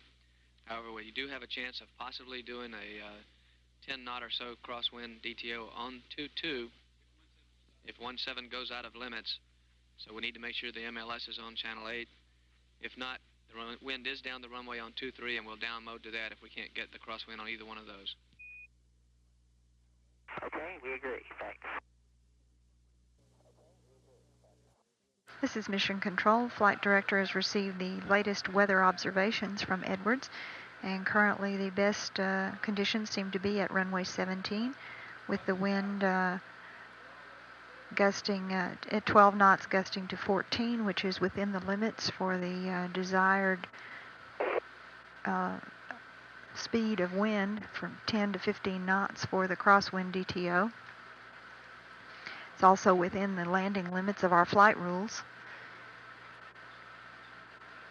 The MAX officer confirms all 3 APUs operating properly and looking good. Coming up on entry interface in about 9 minutes. As Atlantis nears a point between Guam and Hawaii, it will re-enter the Earth's atmosphere at an altitude of 419,000 feet, traveling at a velocity of Mach 24. Flight directors will continue to get weather observations again at 2:15 p.m. Central Time and 2:30 Central The last observation will come in 20 minutes before landing and 15 minutes before landing, and we'll make a final decision on the runway at that time. This is Mission Control. This is Mission Control. We've received a up-to-the-minute weather report again from Edwards. The winds observed at runway 17 were corrected to be gusting 12, gusting to 24 knots. There is a possibility that because of those high gusts, we may be redesignating to either runway 22 or 23. However, flight controllers and weather people are continuing to watch the conditions there at Edwards. We have until about 20 minutes before landing to make a firm decision on the exact runway, and the crew is prepared for that change. The convoy is in place at runway 17 at Dryden. However, it will take them only a short time should they need to move to runway 23 or 22. Those are in near proximity of each other. In 3 minutes, Atlantis will be re-entering the Earth's atmosphere at what we call entry interface at an altitude of about 419,000 feet. On previous STS missions, before we had the use of TDRS West, there was generally a period of S-band blackout during which about a 15-minute period we had no contact, voice contact with the crew. However, that situation is gone away with the use of TDRS West. The vehicle is coming in to the Earth's atmosphere nose first with heads up attitude. So the heating experienced by the underside of the vehicle during entry does not affect the antennas that are on top of the vehicle. Those are able to be clearly aligned and to see the TDRS West satellite. So we have locked on data all through the entry phase, and we also have the capability to talk to the crew during the entire entry now. This is Mission Control. Atlantis should be starting entry interface right now, re-entering the Earth's atmosphere. The latest weather report from about 2 minutes ago from Edwards shows runway 17 with winds 15 gusting to 23, runway 22 winds 7 gusting to 15, and runway 23 winds 13 gusting to 18. So it is possible that we may redesignate to an alternate runway instead of the primary runway 17. This is Mission Control. Our data expected from Atlantis showing exact altitude and velocity is not coming down quite yet. We're expecting it momentarily. The latest forecast for weather at Edwards with the winds, runway 17, winds 12 gusting to 20, and runway 22, 10 gusting to 15. So we expect a decision in the next few minutes about the winds and which runway we'll be using. Atlantis, Houston. Houston, Atlantis, go. We had a quick look through Kwajalein. You looked great.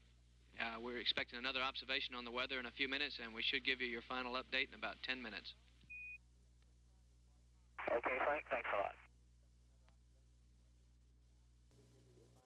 This is Mission Control. Atlantis traveling at Mach 23.9 at an altitude of 260,000 feet. 2,500 miles out from Edwards. Flight directors will assess the wind data again in about 10 minutes and pass the final decision on the runway along to the crew. This is Mission Control. Atlantis now at a velocity of Mach 22, altitude 252,000 feet as it comes in toward Edwards Air Force Base. As Atlantis crosses the California coast, it will be just slightly south of Santa Barbara, coming in over the coastline. Range is now 2,074 miles out. Winds at all three of the lake bed runways, as well as the concrete runway 22, are all being monitored by observers there. And the flight director and flight dynamics officer will get an update on the winds again in just a few minutes. We will be passing along to the crew the final decision for which runway they will be making their approach today at Edwards. This is Mission Control. Atlantis velocity now Mach 21.6, altitude 247,000 feet, range to the runway 1,756 nautical miles. At 2:28 Central Time, about 5 minutes from now, Atlantis will move into its second reversal from left to right. These large rolls and reversals are done to dissipate the tremendous energy that the vehicle has built up, and helps to slow it down to come back to landing on Earth. Velocity now Mach 21.6. Altitude is 247,000 feet. The flight director has received another update on the wind conditions. Presently, winds on both runways 17 and 23 are out of limits for our flight rules because of high gusts. Runway 22 is showing winds 7 gusting to 15, which equates to a crosswind of about 8 knots. We expect another update from local weather observers there at Edwards in about 5 minutes. This is Mission Control. Atlantis now traveling at Mach 17 at an altitude of 204,000 feet. We're expecting another update on wind data, and at the Dryden Flight Research Center, astronaut Dan Brandenstein is flying approaches to runway 22 currently.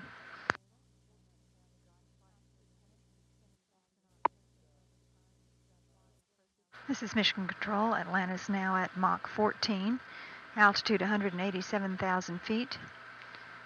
We're still getting last-minute weather data here in Mission Control, and the flight dynamics officer is computing crosswind components. Atlantis, Houston. Atlantis, roger. Dave, we'd like you to select Edwards 22 on area 15. We'll be going for the crosswind DTO. Peaks are, the winds right now are 270 at 10, gust to 16. That gives us 7 to 12 knots crosswind on 22. Okay, we'll select. This is Mission Control. Atlantis now at Mach 12, altitude 179,000 feet, 500 miles out from the runway at Edwards. The vehicle has been redesignated to runway 22, which is the concrete runway at Edwards. The winds forecast there are 10 gusting to 16 presently, and forecast to have 7 knots to 12 knots peak gusts. The gusting component between 10 and 15 knots will allow us to get our crosswind DTO accomplished. We're about 12 minutes to touchdown now. In about 1 minute, Atlantis will be making its third maneuver, a right to left roll to continue dissipating energy as it comes in. Atlantis now traveling at Mach 10, altitude 165,000 feet. Range to the runway is 383 nautical miles. Atlantis, Houston. Energy, ground track, and nav are go. Atlantis, roger. And Dave, for info, we have a little light to moderate turbulence below 5,000 feet. Winds right now, steady state 8, peak 12. Roger that. And I'm sure he'll give me another call in close. We'll do that. And the altimeter, 292.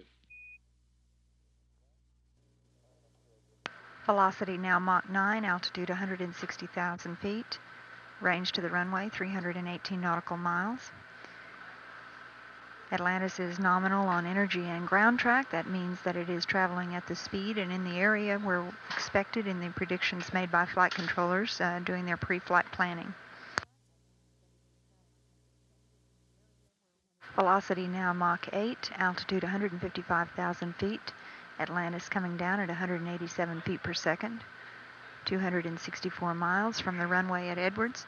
Atlantis will be coming in on runway 22. This is a redesignation. to another runway. Our prime was originally 17. We'll be landing on runway 22. Winds there are forecast to be 12-knot peak gusts at maximum. And we hope to get our crosswind DTO information in this landing. Atlantis Houston with you through Goldstone. Take TACAN.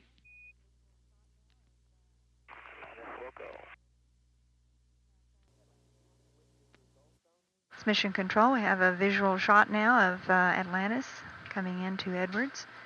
Now traveling at a velocity of Mach 6, 136,000 feet altitude, 188 miles out from the runway. Atlantis Houston, we'd like nominal aim point. Expect a hack turn of 200 degrees. Speed brake should be about 15%. Okay, say again the speed brake, Frank. Closed. Roger, thanks.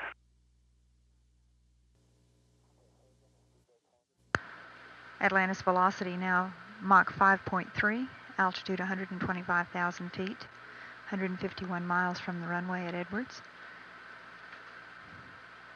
Everything is looking good aboard the vehicle for a normal landing on runway 22. Atlantis, we'd like a state vector transfer to the BFS.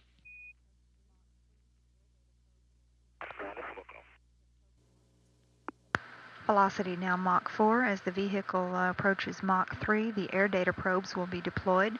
These probes are located in the nose of the vehicle, and they sense the air pressure related to the vehicle's movement through the atmosphere. This information is used to update the navigation state vector as the vehicle approaches the runway. Velocity now Mach 3.6, altitude 100,000 feet, range 91 miles. Velocity now Mach 2.8. Houston, Atlantis, we like the air data. Roger, Atlantis, take air data. Velocity now Mach 2.5, altitude 83,000 feet. Atlantis coming down at 290 feet per second. Now 58 miles from the runway. Velocity now Mach 1.8, altitude 75,000 feet.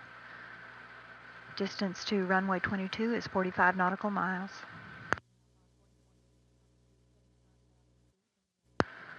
Velocity now. Atlantis, Houston. Houston, Atlantis, go. We had a quick look through Kwajalein. You looked great. We're expecting another observation on the weather in a few minutes, and we should give you your final update in about 10 minutes. Okay, Frank, thanks a lot.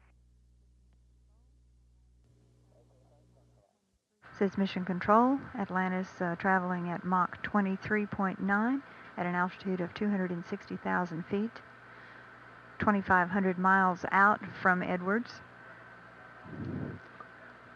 Flight directors will assess the wind data again in about 10 minutes and pass the final decision on the runway along to the crew.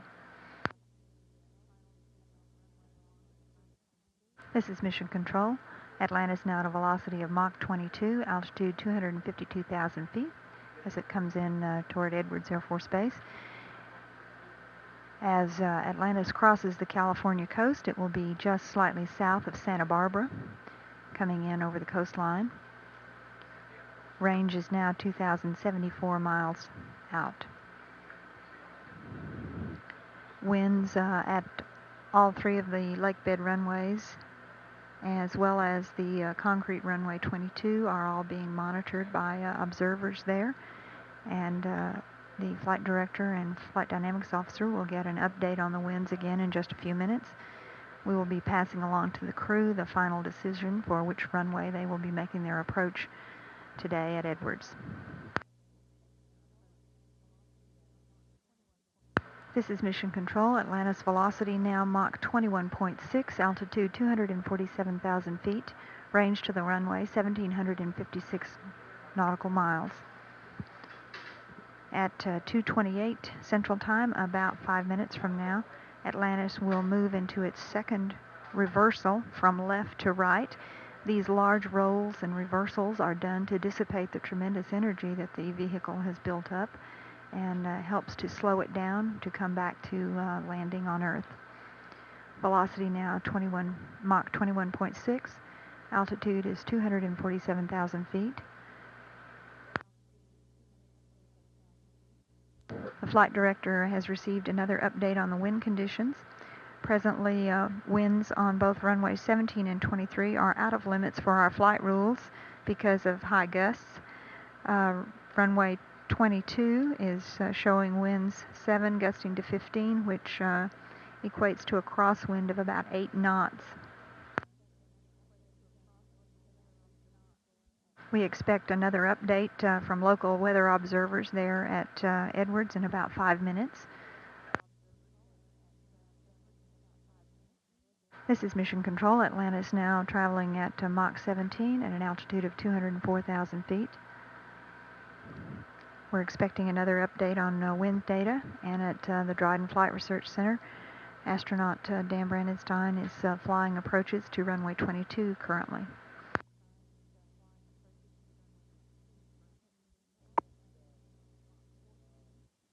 This is Mission Control. Atlantis now at Mach 14, altitude 187,000 feet. Still getting last-minute weather data here in Mission Control. And the Flight Dynamics Officer is computing crosswind components. Atlantis, Houston. Atlantis, roger. Dave, we'd like you to select Edwards 22 on Area 15. We'll be going for the crosswind DTO. Peaks are, the winds right now are 270 at 10, gust to 16. That gives us 7 to 12 knots crosswind on 22. Okay, we'll select. This is Mission Control. Atlantis now at Mach 12, altitude 179,000 feet, 500 miles out from the runway at Edwards. The vehicle has been redesignated to runway 22, which is the concrete runway at Edwards. The winds forecast there are 10 gusting to 16 presently, and forecast to have 7 knots to 12 knots peak gusts. The gusting component between 10 and 15 knots will allow us to get our crosswind DTO accomplished. We're about 12 minutes to touchdown now.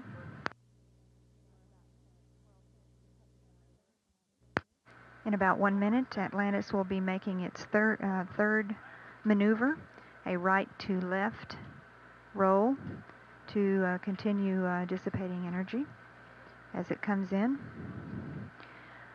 Atlantis now traveling at Mach 10, altitude 165,000 feet. Range to the runway is 383 nautical miles.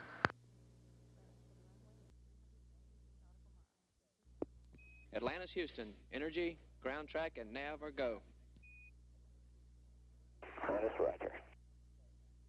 And Dave, for info, we have a little light to moderate turbulence below 5,000 feet. Winds right now, steady state 8, peak 12. Roger that. And I'm sure he'll give me another call in close. We'll do that. And the altimeter, 29er2. Velocity now Mach 9, altitude 160,000 feet. Range to the runway, 318 nautical miles. Atlantis is nominal on energy and ground track. That means that it is traveling at the speed and in the area we're expected in the predictions made by flight controllers doing their pre-flight planning. Velocity now Mach 8, altitude 155,000 feet. Atlantis coming down at 187 feet per second. 264 miles from the runway at Edwards. Atlantis will be coming in on runway 22. This is a redesignation to another runway. Our prime was originally 17. We'll be landing on runway 22. Winds there are forecast to be 12 knot peak gusts at maximum. And we hope to get our crosswind DTO information in this landing. Atlantis, Houston, with you through Goldstone. Take TACAN. Atlantis will go. It's Mission Control. We have a visual shot now of Atlantis coming into Edwards, now traveling at a velocity of Mach 6, 136,000 feet altitude, 188 miles out from the runway. Atlantis, Houston, we'd like nominal aim point. Expect a hack turn of 200 degrees. Speed brake should be about 15%. Okay, say again the speed brake, Frank. Closed. Roger, thanks.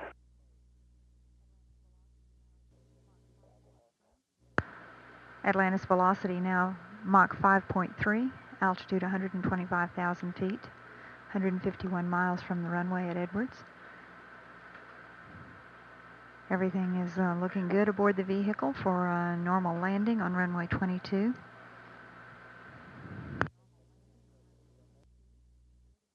Atlantis, we'd like a state vector transfer to the BFS.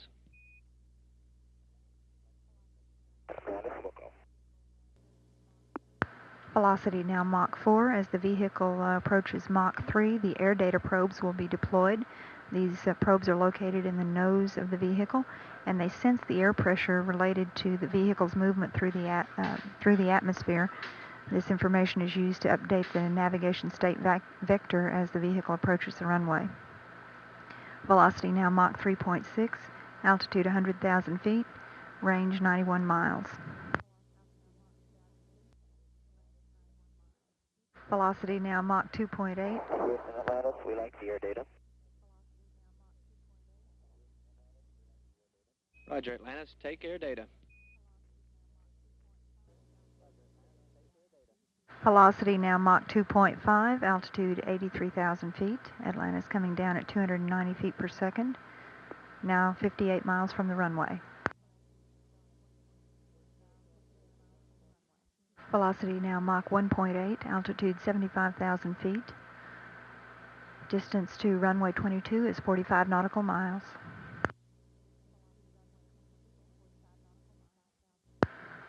Velocity now 1.4 and altitude 65,000 feet. Flight dynamics officer and the guidance officer report that Atlantis is looking good on its approach to runway 22 at Edwards, now 33 miles out. This is Mission Control. Flight dynamics officer reports that Atlantis looks good approaching the heading alignment circle. The final approach will begin when it reaches 15... Atlantis, Houston, one more state vector transfer to the BFS, please. Atlantis, welcome.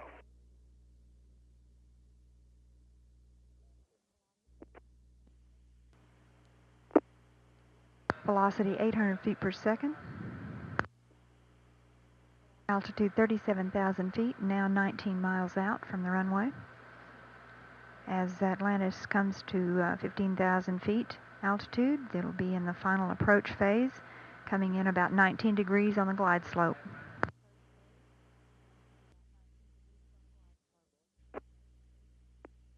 Atlantis, Houston, see you on the hack. You look gorgeous. Altimeter 2991. Latest winds 280 at 8, gust to 16. Roger that. Atlantis velocity now 700 feet per second, altitude 2,500 feet, 13 miles from the runway. Atlantis looking good, coming onto the heading alignment circle. This is Mission Control. Flight Dynamics Officer confirms that Atlantis looks super, rolling onto final, beginning a left overhead turn in the heading alignment circle. Vehicle is almost perfectly lined up with the plot and Mission Control.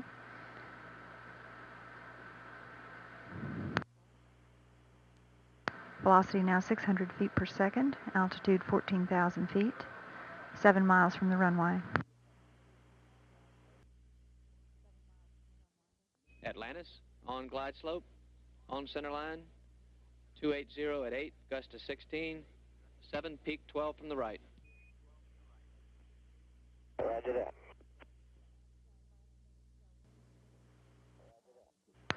That last-minute wind information being passed to pilot Ron Graby and Commander Dave Walker.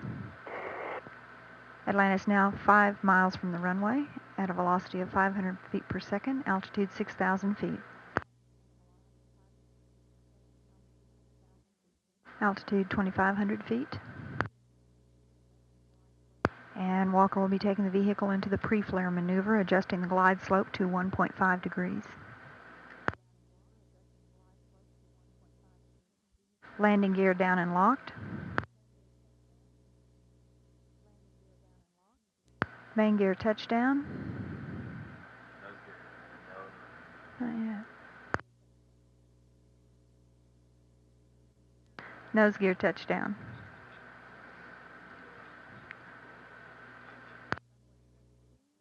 And Atlantis on her final rollout on runway 22 at Edwards. Convoy will be moving into place. It was, of course, previously located at runway 17, but it will be moving over to runway 22 to take care of all the post-landing activity following a safe homecoming. Atlantis, Houston, understand wheel stop. Congratulations and nice landing. You've extended the shuttle's reach far beyond Earth orbit now. Commodore Magellan would approve. Roger that. Thank you, Frank. Atlantis, Houston, no post-landing deltas. Atlantis, roger. Houston, ET umbilical doors coming open. Copy the doors, Ron. This is Mission Control. Flight controllers have no changes. Flight controllers have no changes to the post-landing procedures, and the crew has already begun working through that set of switch throws. Although it appears that Atlantis has landed way out all by itself, the convoy vehicles are on their way to runway 22. They had been in place at runway 17, our prime landing site, and the runway designation was changed just shortly before touchdown, so the vehicles have not reached that runway yet. Atlantis, Houston, confirm RJD is off and side hatch safe.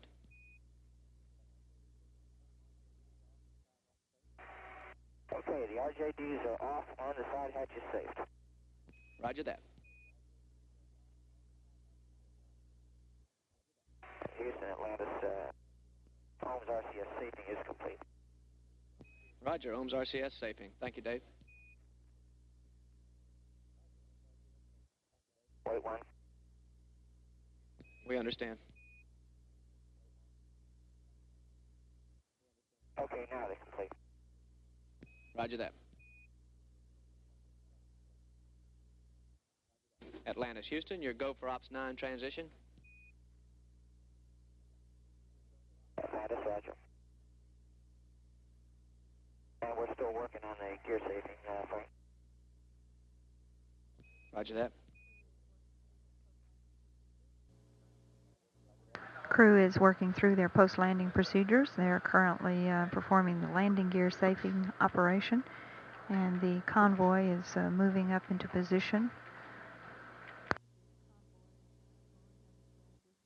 Crew has completed safing of the landing gear, and they'll now move on to opening the ET umbilical doors. Atlantis, Houston, we'd like the BFS taken to standby so we can do the dump. Okay, Frank, you're cut out, but I think you wanted the VFS to stand by. That's done. That's affirmative, Dave.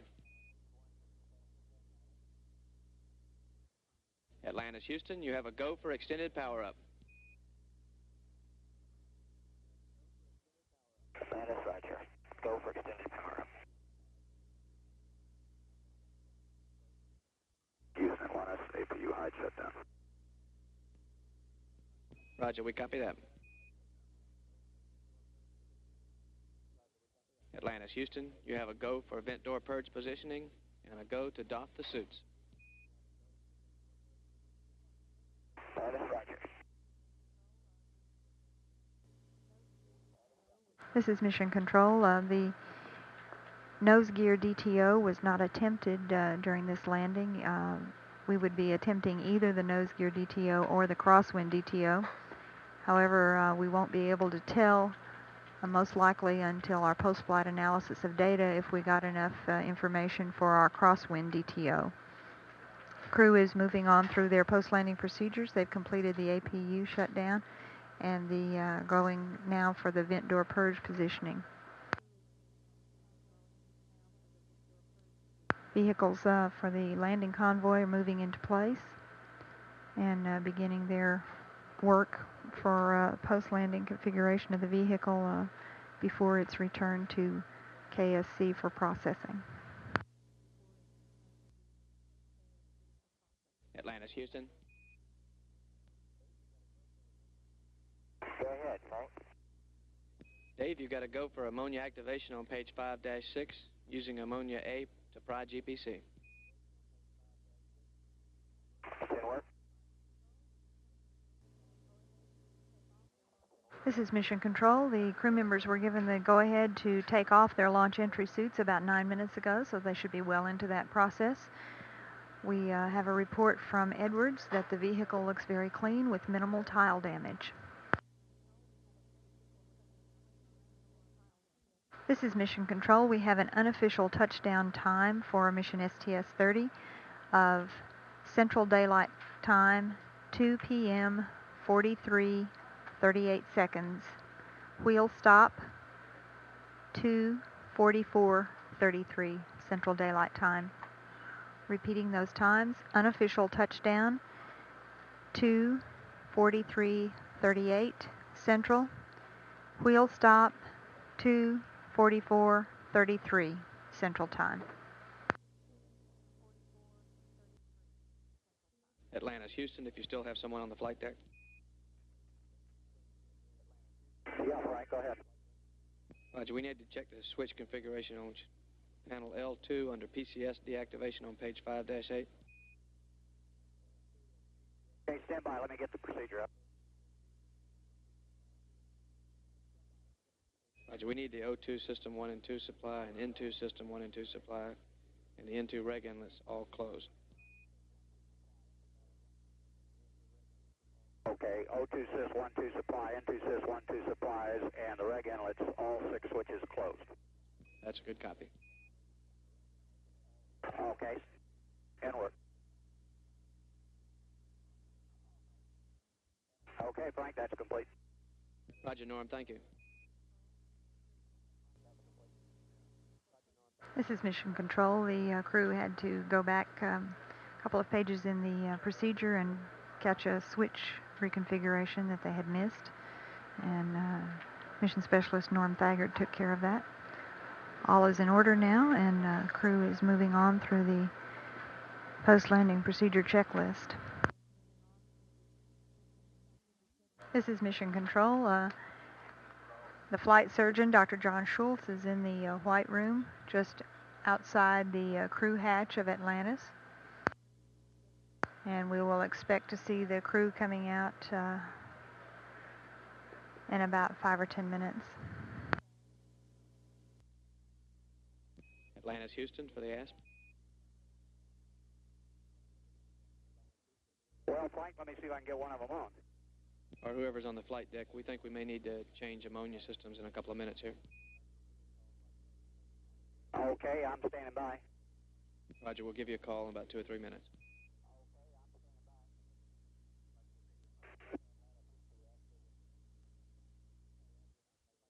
Houston, Atlantis, this is the ASP radio check. Roger, Bruce, you're loud and clear. Oh, Roger, and I've changed out with the crew, and I'll be standing by for any switch throws you need. Roger, we'll be calling for the ammonia switch in just a few minutes. Roger. This is Mission Control. The exchange crew, astronauts Blaine Hammond and Bruce Melnick, are aboard Atlantis, and they'll be taking care of any other switch throws and configuration needs to complete the post-landing procedures on the vehicle. We are a little bit behind on our post-landing timeline. We should see the crew coming out sometime in the next few minutes. This is Mission Control, gathered among the folks there at the bottom of the stairway to meet the crew are Admiral Richard Truly, the new administrator of NASA, and who has been serving as the Associate Administrator for Spaceflight. Also present is Dale Myers, who is the Deputy Administrator of the agency, is resigning. Also in the group is Chief of the Astronaut Office, Dan Brandenstein, and Director of Flight Crew Operations, Don Putty. Atlantis, Houston. Atlantis, go ahead. Roger, Bruce. Could you take GPC 5 back to run? Roger, GPC 5 going from standby to run. Mark. Roger. This is Mission Control. Here is the crew of STS-30 exiting the vehicle, led by Dave Walker.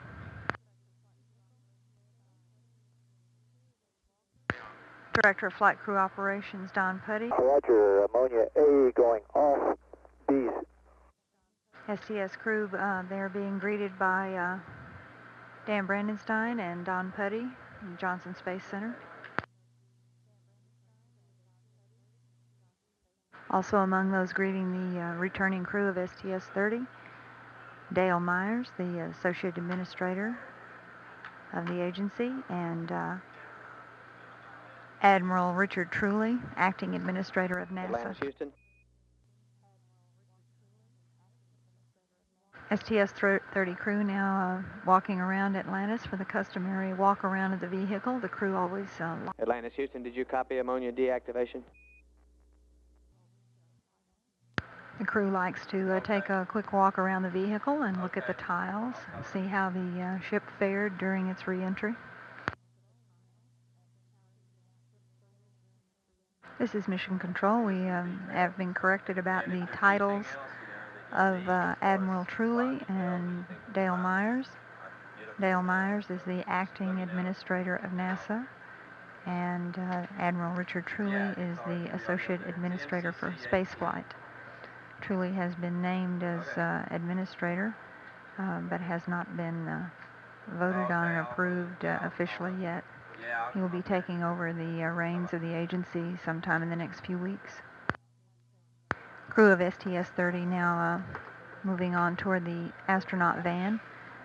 They will go in the van back to the main base area at Dryden, posing for a photo before they do that.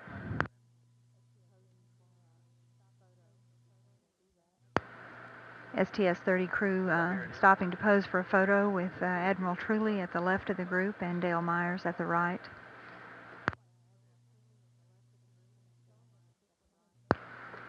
Flight control team here at Mission Control has officially handed over the vehicle to the convoy commander at Dryden, and we will be having our traditional plaque hanging ceremony here in the Mission Control room.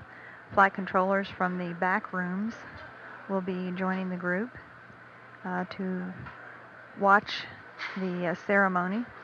This is a tradition. The plaque representing the crew emblem is hung on the wall in Mission Control at the end of the flight by a flight control team designated by the lead flight director. Lead flight director for mission STS-30 is Milt Heflin, and he will be making an announcement and a presentation coming up in just a few minutes. This is Mission Control. That concludes our plaque hanging event from the Mission Control Center in Houston. The plaque was hung by Terry Keeler, the DPS officer on Orbit 1 for STS-30. This concludes our mission commentary for STS-30. The next television event on NASA Select will be the post-landing press conference beginning at 2:10 p.m. local time at Dryden Flight Research Center. This is Mission Control.